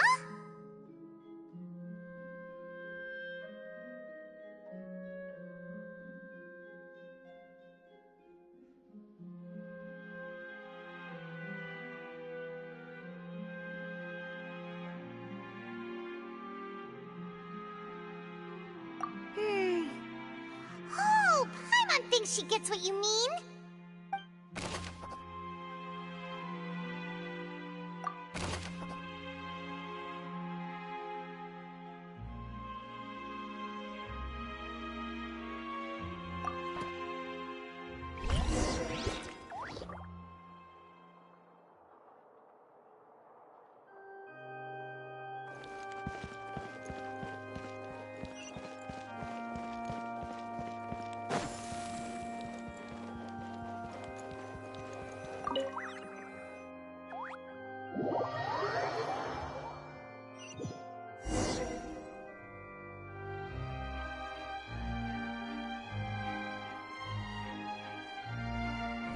Both parties have returned to their positions. Let us continue the trial. When last we left off, Mr. Linney acknowledged the new evidence presented by Lady Farina as fact. Therefore, Lady Farina may continue stating her reconstruction of the events.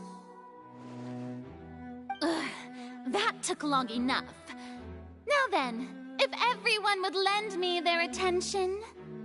At this stage, let's revisit that scene from Linney's perspective.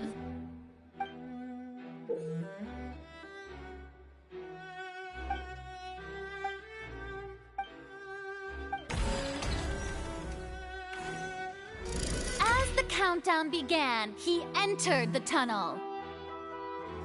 When the flatbed trolley passed, he opened the box and got into an altercation with Halsey, which caused the loud thud.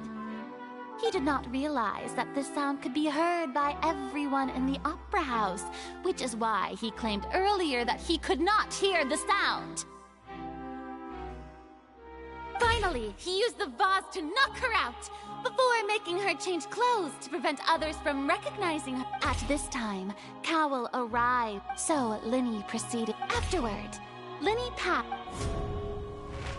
and there you have it. That's the Does the defendant's side have any objections to Lady Farina's description of the events? The key to refuting Lady Farina is the order of events. What Linney experienced and what he saw.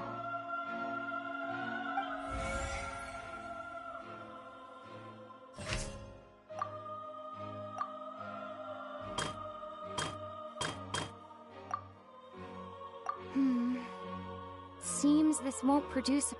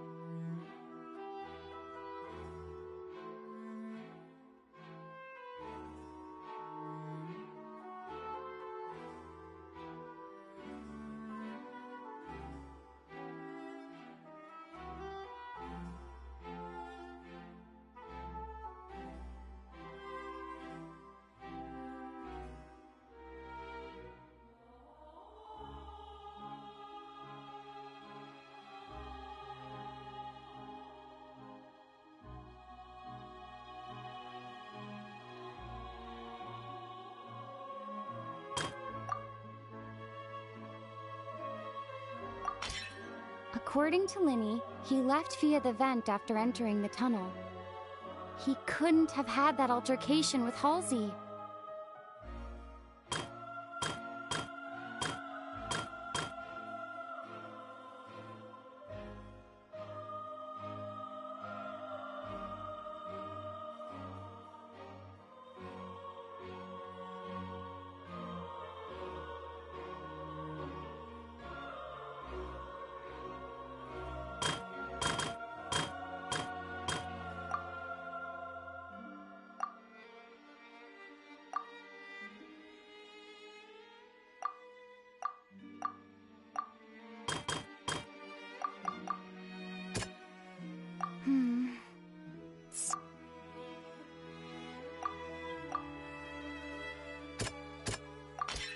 Linny went to the room that contains the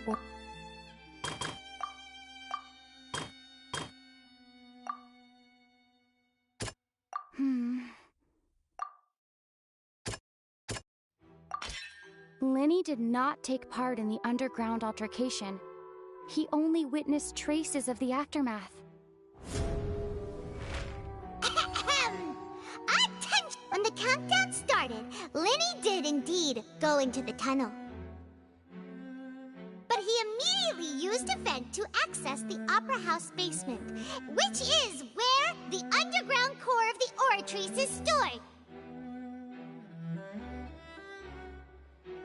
Once he reached that area, he heard a voice in what should have been an empty room.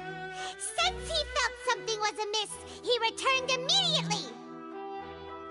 The crime scene had already developed by the time he reached the tunnel again, and in order to complete the magic trick, he did not remain there for any length of time.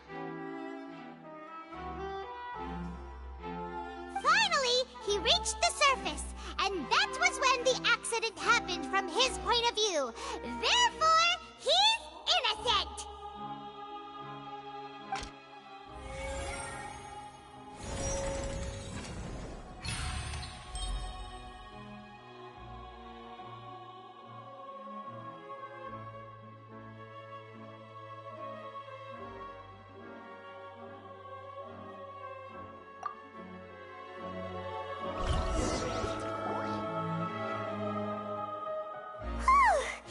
Paimon did it! Paimon actually managed to say all that! Wasn't it awesome? In other words, you believe that he knew nothing of the incident? That's right! My reasoning? If that's the case, then if Carol hadn't entered the tunnel, who was the entire setup meant to kill? Assuming that what you say is true, Linny only needed to kidnap the young girl to cause a new disappearance case. What would the point of killing someone on stage be? Oh, they have a point. That's right, you tell them! And that's why they're partners of mine. They've managed to turn things around. Oh, well, your denial is very strident, I'll give you. Of course I do. If he had been in the magic box the whole time, how could he have not heard that sound? Why do you ask? You're saying that he wasn't?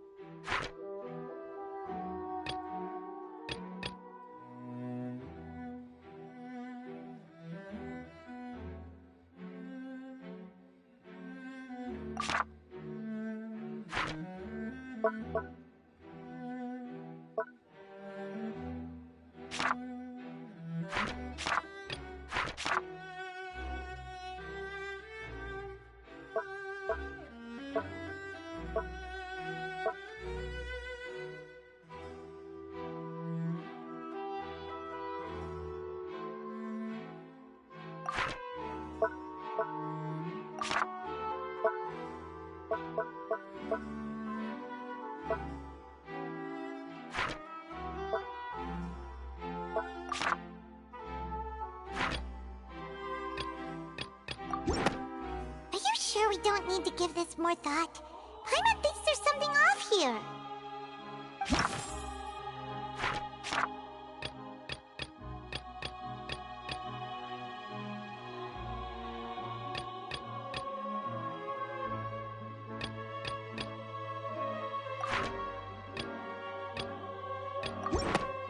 That's right! Lenny wasn't in the box or in the tunnel. That's why he didn't hear anything strange during the performance. This means that when the crime happened, Lenny had already entered the basement via the vent. The same clue you used to disprove his alibi has now become the best proof! How do you like that? Well played. To think you'd use such logic. Well then, if it wasn't Lenny who committed the crimes, then who was it?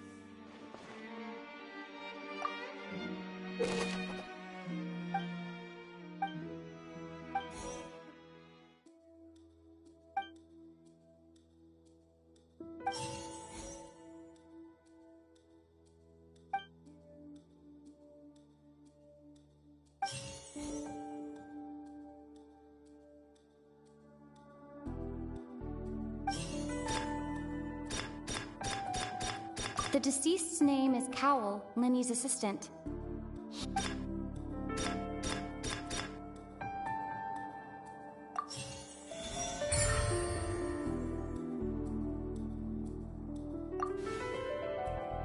Huh?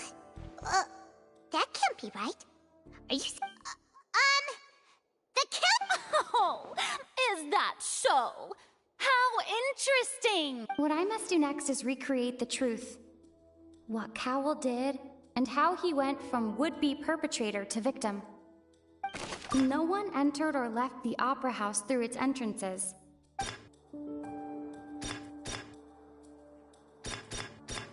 Lenny was not in the tunnel at that moment, which gave our criminal ample time.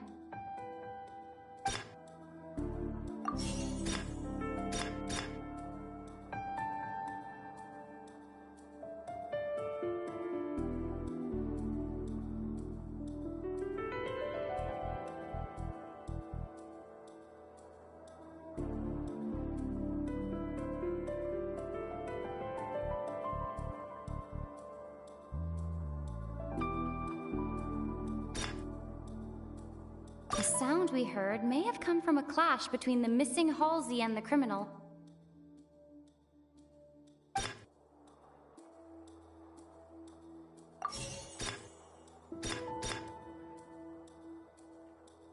The deceased's name is Cowell, Lenny's assistant.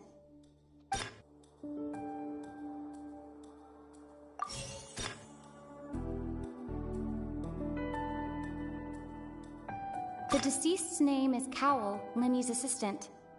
He would have been able to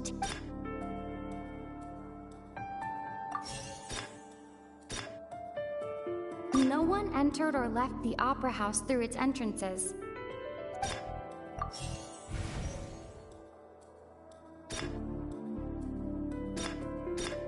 It would have been tough for both people to fit into that vent.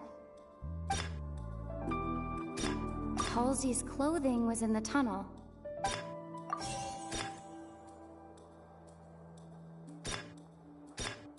It would have been tough for both people to fit into that vent.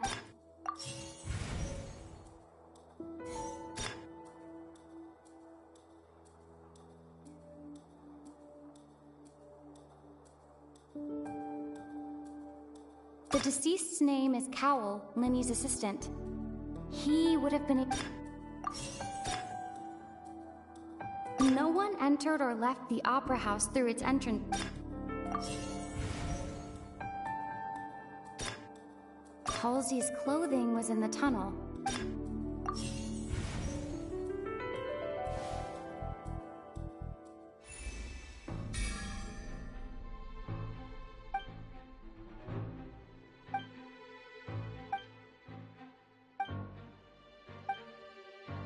What's wrong, Traveler? Look, since we're at a dead end, just like the trick is it transpire. If only we knew how. Well, that would be nice, but the tunnel only has... And it's not like this is a magic trick where you can just...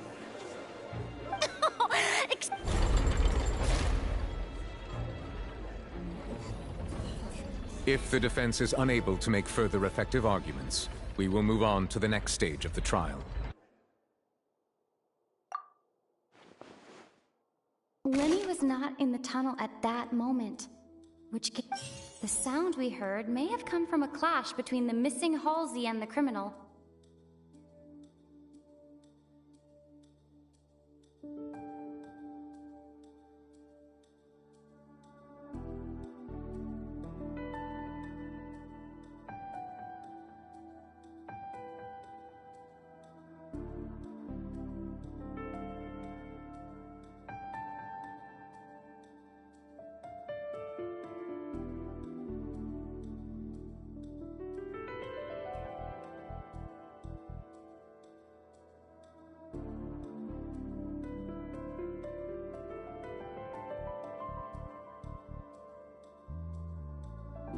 The deceased's name is Cowell, Linny's assistant.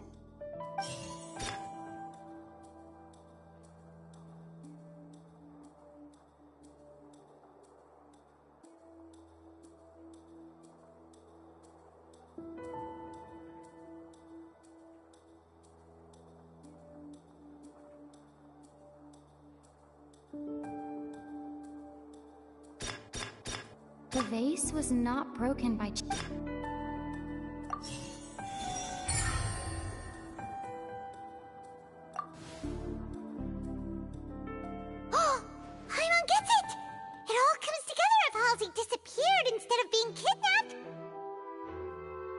Lynette escaped from the water tank, vanishing gradually and leaving only clothes behind.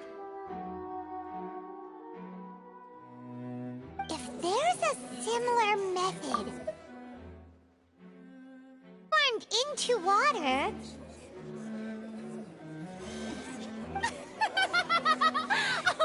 Just a moment, please. How could a person ever be transformed into... Must we really? I should think that of anyone. Your friend Linny already knows this truth very well.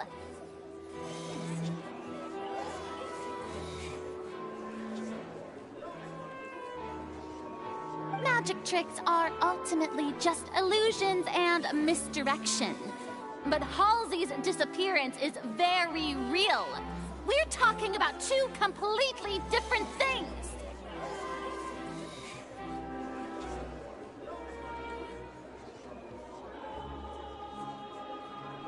Even so, I trust the Traveler's judgment. The truth must be out there somewhere. Perhaps some new line of reasoning may open if we try to gather all the focal points that don't make sense. Since Cal was the deceased, we haven't placed much attention on him. But given that we aren't making much progress with the case, it wouldn't hurt to have a look at his belongings, would it? People really do come up with all sorts of harebrained schemes when at the end of the rope. The way I see it, your suggestion that we broaden the scope of our investigation is nothing but a tactic for stalling the trial. Nevertheless, I believe that this is a reasonable request on the part of an attorney. Since the trial does indeed appear to be at an impasse, I believe that additional evidence may help us make more progress. Guards, please step into the lounge and examine the personal effects of the deceased, Cowell.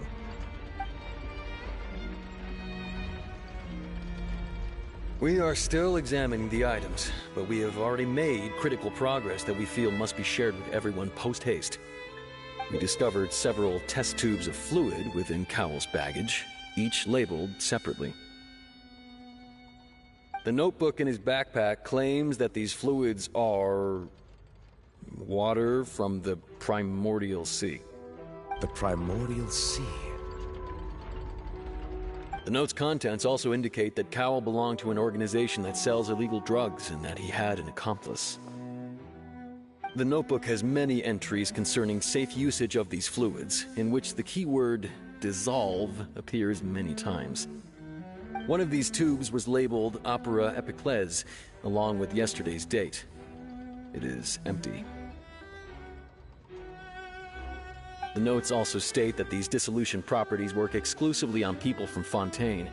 It's likely that Halsey was chosen as some sort of test subject. As such, we believe that the defense's hypothesis is, in fact, supported by sufficient evidence. You gotta be kidding! People dissolving into water? Could something so ridiculous actually be true? Wait a moment. This reminds me of a certain prophecy, but it's just a coincidence, isn't it? Huh. If people can become water, does that mean that the water tank's real use was as a means to hide water stains? And if Cowell was targeting that girl... Wait just a minute. Could that mean... You two, with me, quick! Demoiselle, wait! What about your partners? Let's go. Just trust me. Order! Order! It is undeniable that further examination of the deceased's personal effects has yielded some surprising results, but we cannot yet verify the veracity of these clues.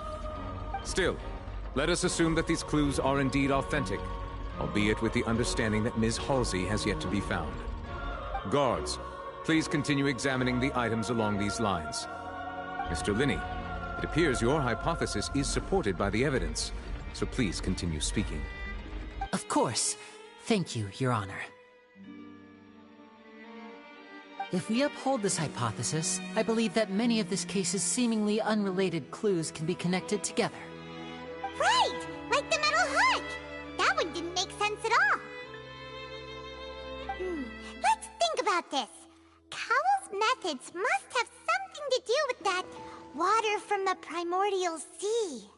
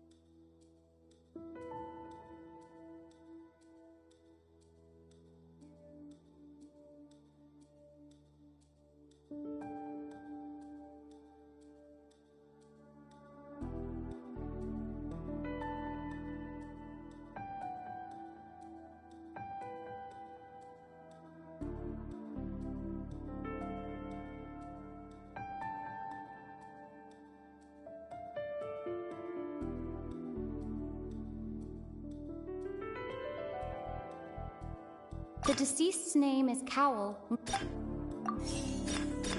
Now it seems like the hook rope was... The water from the primordial sea should... I remember there was something up...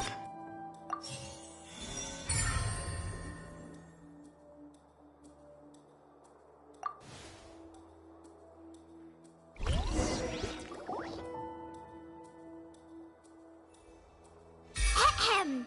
It's Ace Detective Paimon's time to shine again! In the original plan, Cowl would tamper with the water tank rope and the number selector securing his target. When the magic box containing Halsey was lowered, the metal hook would retract gradually and pierce the balloon at the top of the box. When the balloon attached to the box popped, the water from the primordial seed inside it would pour down and dissolve Halsey. Afterward, Cowl would enter the tunnel and break the flower vase to conceal the water inside the tunnel, with the remaining evidence being covered up by the water tank on stage. But he encountered something unexpected in the tunnel and wound up being fatally hit by the same water tank he meant to use to cover his tracks. Huh. That does make sense. That actually links together a lot of the more confusing pieces of evidence.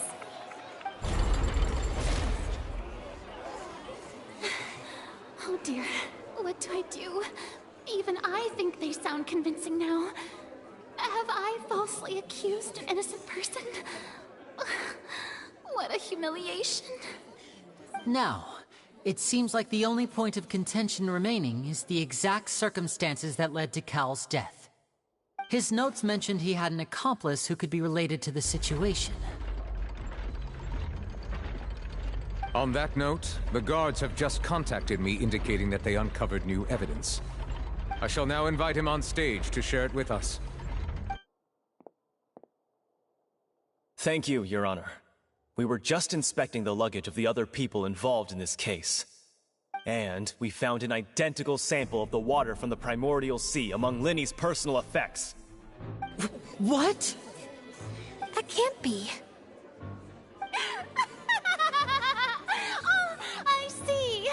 Well, how wonderfully comedic to have your own counterattack only to come back and wound you. Does this not clear all doubt?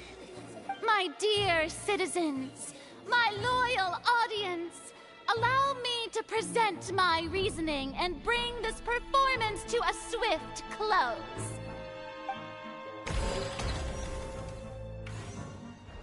Lyney did not need to take part in the dissolution of the young woman at all.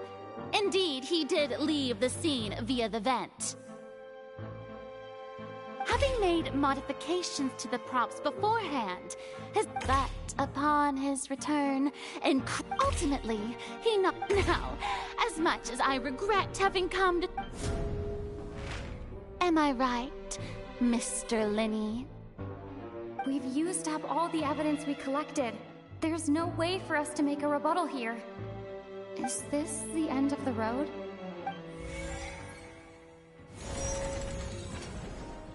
Oh no! Paimon can't think of anything either. It doesn't look like there's any way around this. Seems using the water as new evidence was too good a move. Why did this have to happen now? I think we've all seen enough now, and we have ample witnesses to my flawless reasoning. I believe this is indeed the finale. Now then, my good, noble Chief Justice, should we not, in your view, move... Excuse me, everyone, but I must interject. Miss, I must ask you not to shout, and to respect the ongoing legal proceedings. Oh, come on. Don't be hasty. I have a good reason for interrupting, you know. Now, would anyone here like to take a little break from all this debate and see a little magic? I'll show you an amazing trick One that can bring a young woman who has disappeared back in the flesh, right before your very eyes. Please, do the honors, Mr. Linny, if you would be so kind. What in the world is she saying? No offense, miss, but miracles like that are beyond my scope as a magician. Come on now, don't be silly. Magic is all about misdirection, isn't it? It often conceals the truth while presenting a fascinating illusion. But once everyone believes the illusion, can't magic reveal the truth to them once again? And wouldn't such a trick be the most marvelous finale to today's performance? Come on, Linny and Lynette. Give it another go. Don't worry. Spina di Rosula has made the necessary arrangements on your behalf. But, as the magic makers and stars of the show, I think I should leave the final performance to you. I understand.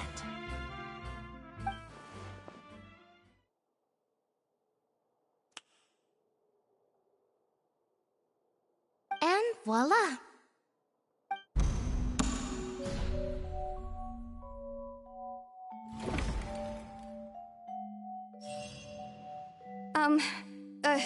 Sorry for the interruption. Wait, isn't that Halsey? So the whole thing about people dissolving wasn't true after all? To be clear, I'm only here because this person told me that if I testified, the merit of doing so would lessen my sentence. I was hiding outside this room listening to the proceedings because I was afraid that I would be the one put on trial. I was just feeling happy that no one had noticed me, and then before I knew it, she caught me. That'll teach you to underestimate us three. Where should I begin? I'm sorry. I'm the one who killed Cowell. I admit it. What? Why? Firstly, my name isn't Halsey. It's Lillian, and I'm originally from Mondstadt. I heard that Linny's show was gonna be a real thriller, but I missed the chance to buy a ticket, so I stole one. That's how I make a living. I steal stuff here and there. And I'd never been caught before. But I was noticed at the harbor a few days ago, and I barely got away. Linny was the one who caught me in the act. Hey! No wonder you look familiar! So you were the thief! Liddy even mentioned that you were pretty skilled! Well, and I thought that would have been the end of it, but then the number selector chose me. He even mentioned the Fortress of Meripede. That's a prison, isn't it? So you can imagine how shocked I was. I thought he was onto me for sure. So I played along with the show while looking for an opening to flee, but then I got water poured on me for no reason, and then someone jumped into the tunnel to nab me. I wasn't going to take that lying down, so I knocked him out and stuffed him into the box. There was nowhere to run from there, though, so I had to change my clothes and hide in a box containing performance costumes. I slipped out after the first guard arrived at the scene and continued hiding inside the opera house. Can a person even hide in there? But I swear I didn't know that the water tank would fall down. Really, I swear it. Had I known that, I wouldn't have put him in the magic box. I may be a thief, but I'm no killer. Well, that makes everything pretty clear now, doesn't it?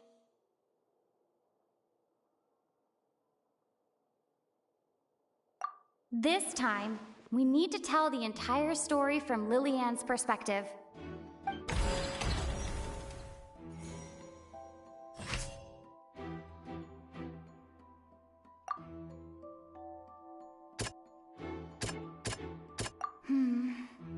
Seems...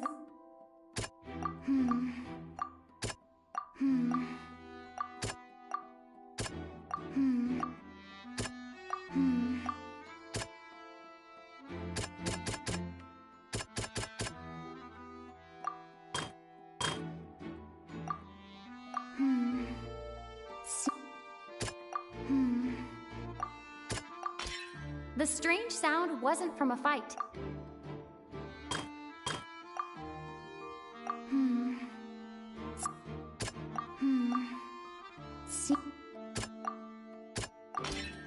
flower vase was not broken to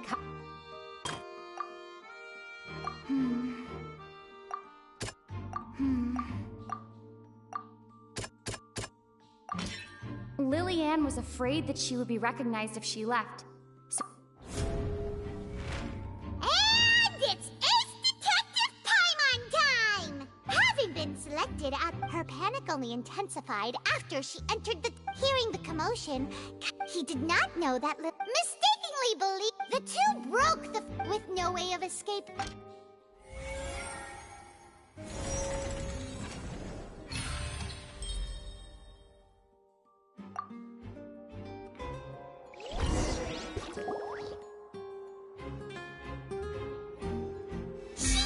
That she would have to go through guard inspection if she tried to leave afterward.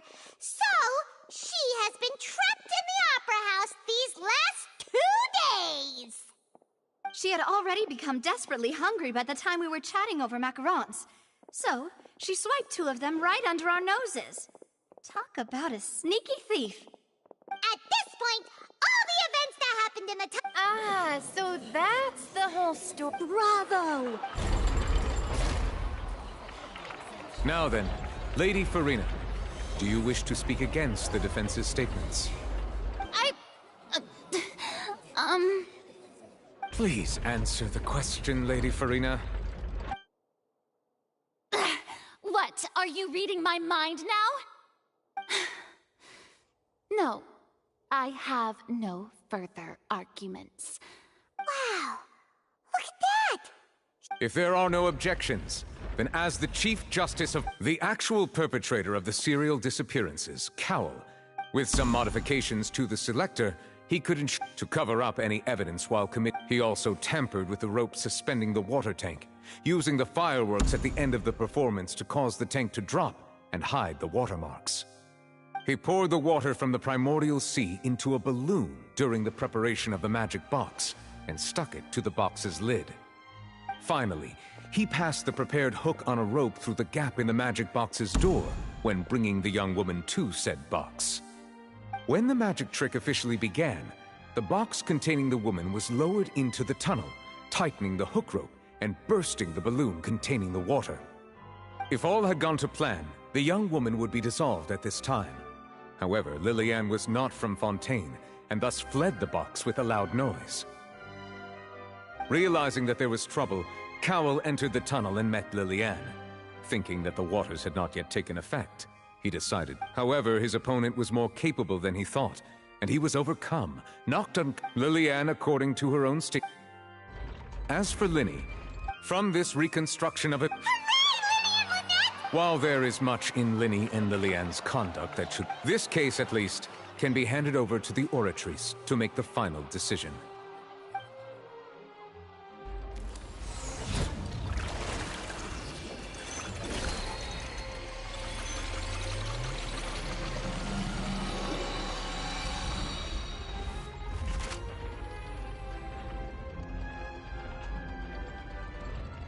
As such, Linny and... Victory for Ace Detective Paimon! Great work, partners. Thank you all. Thank you so much.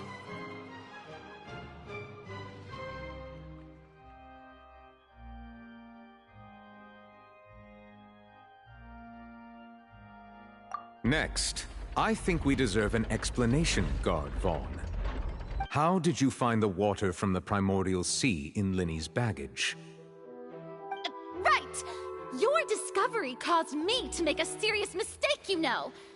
Or was that not a discovery, but false evidence that you dared to bring before this court? I suspect that the accomplice mentioned in Cowell's notes was not Linny, but you, yes? I'm sure you know what you must do to let... Speak quickly!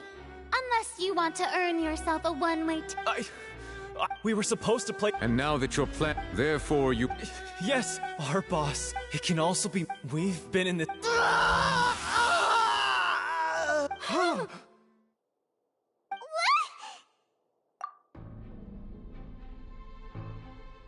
And now he can no longer talk. Such ruthlessness. An outrageous act. All present, please submit to inspection immediately.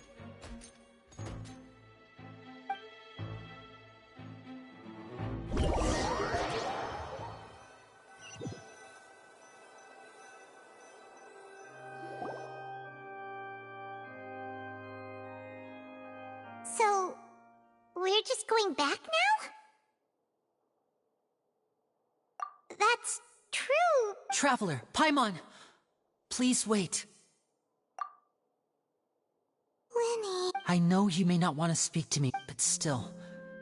Let me thank you again for defending me to the end, I guess.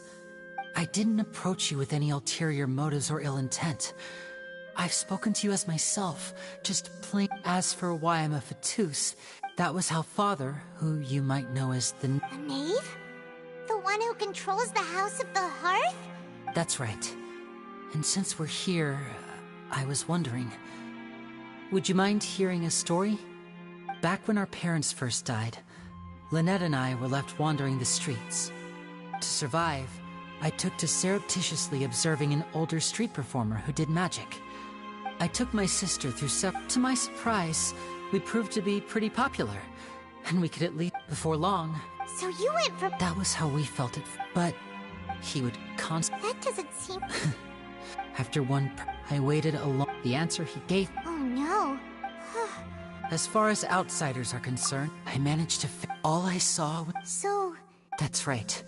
Father, the House of the Hearth welcome. I was hesitant, but she was also— Oh, so that's how— She has gained So, she believed— That's right. Today's case has everyone at Hotel to us orphans. So, from small— It's all right. I just hope you can if you should need anything at all.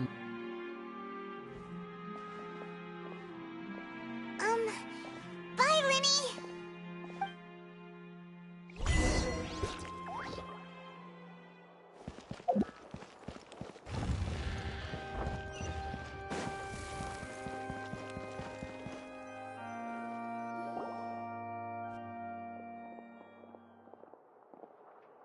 Hey there.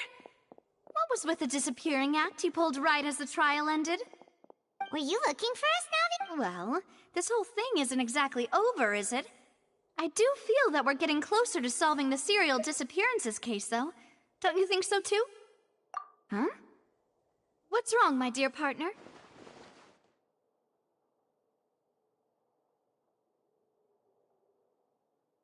Besides, are you sure we're the ones who can crack a case that's been cold for— And given that there's new evidence— Ah, I see.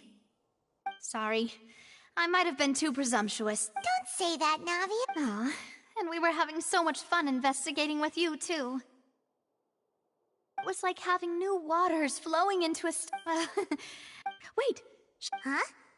Well, Anyway, it would just be a me— You don't have to Oh, wonderful. All right, then.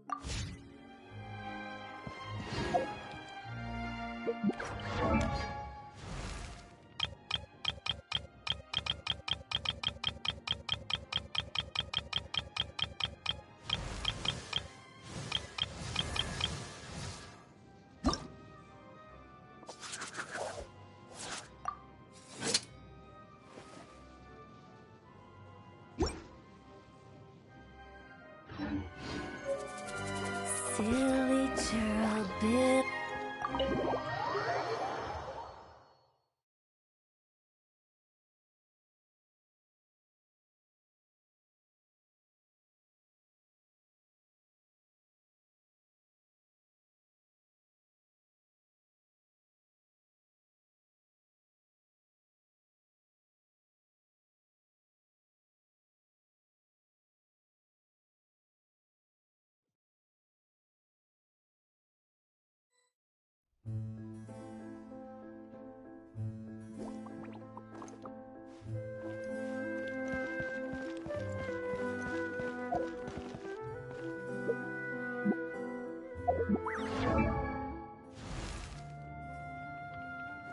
Silk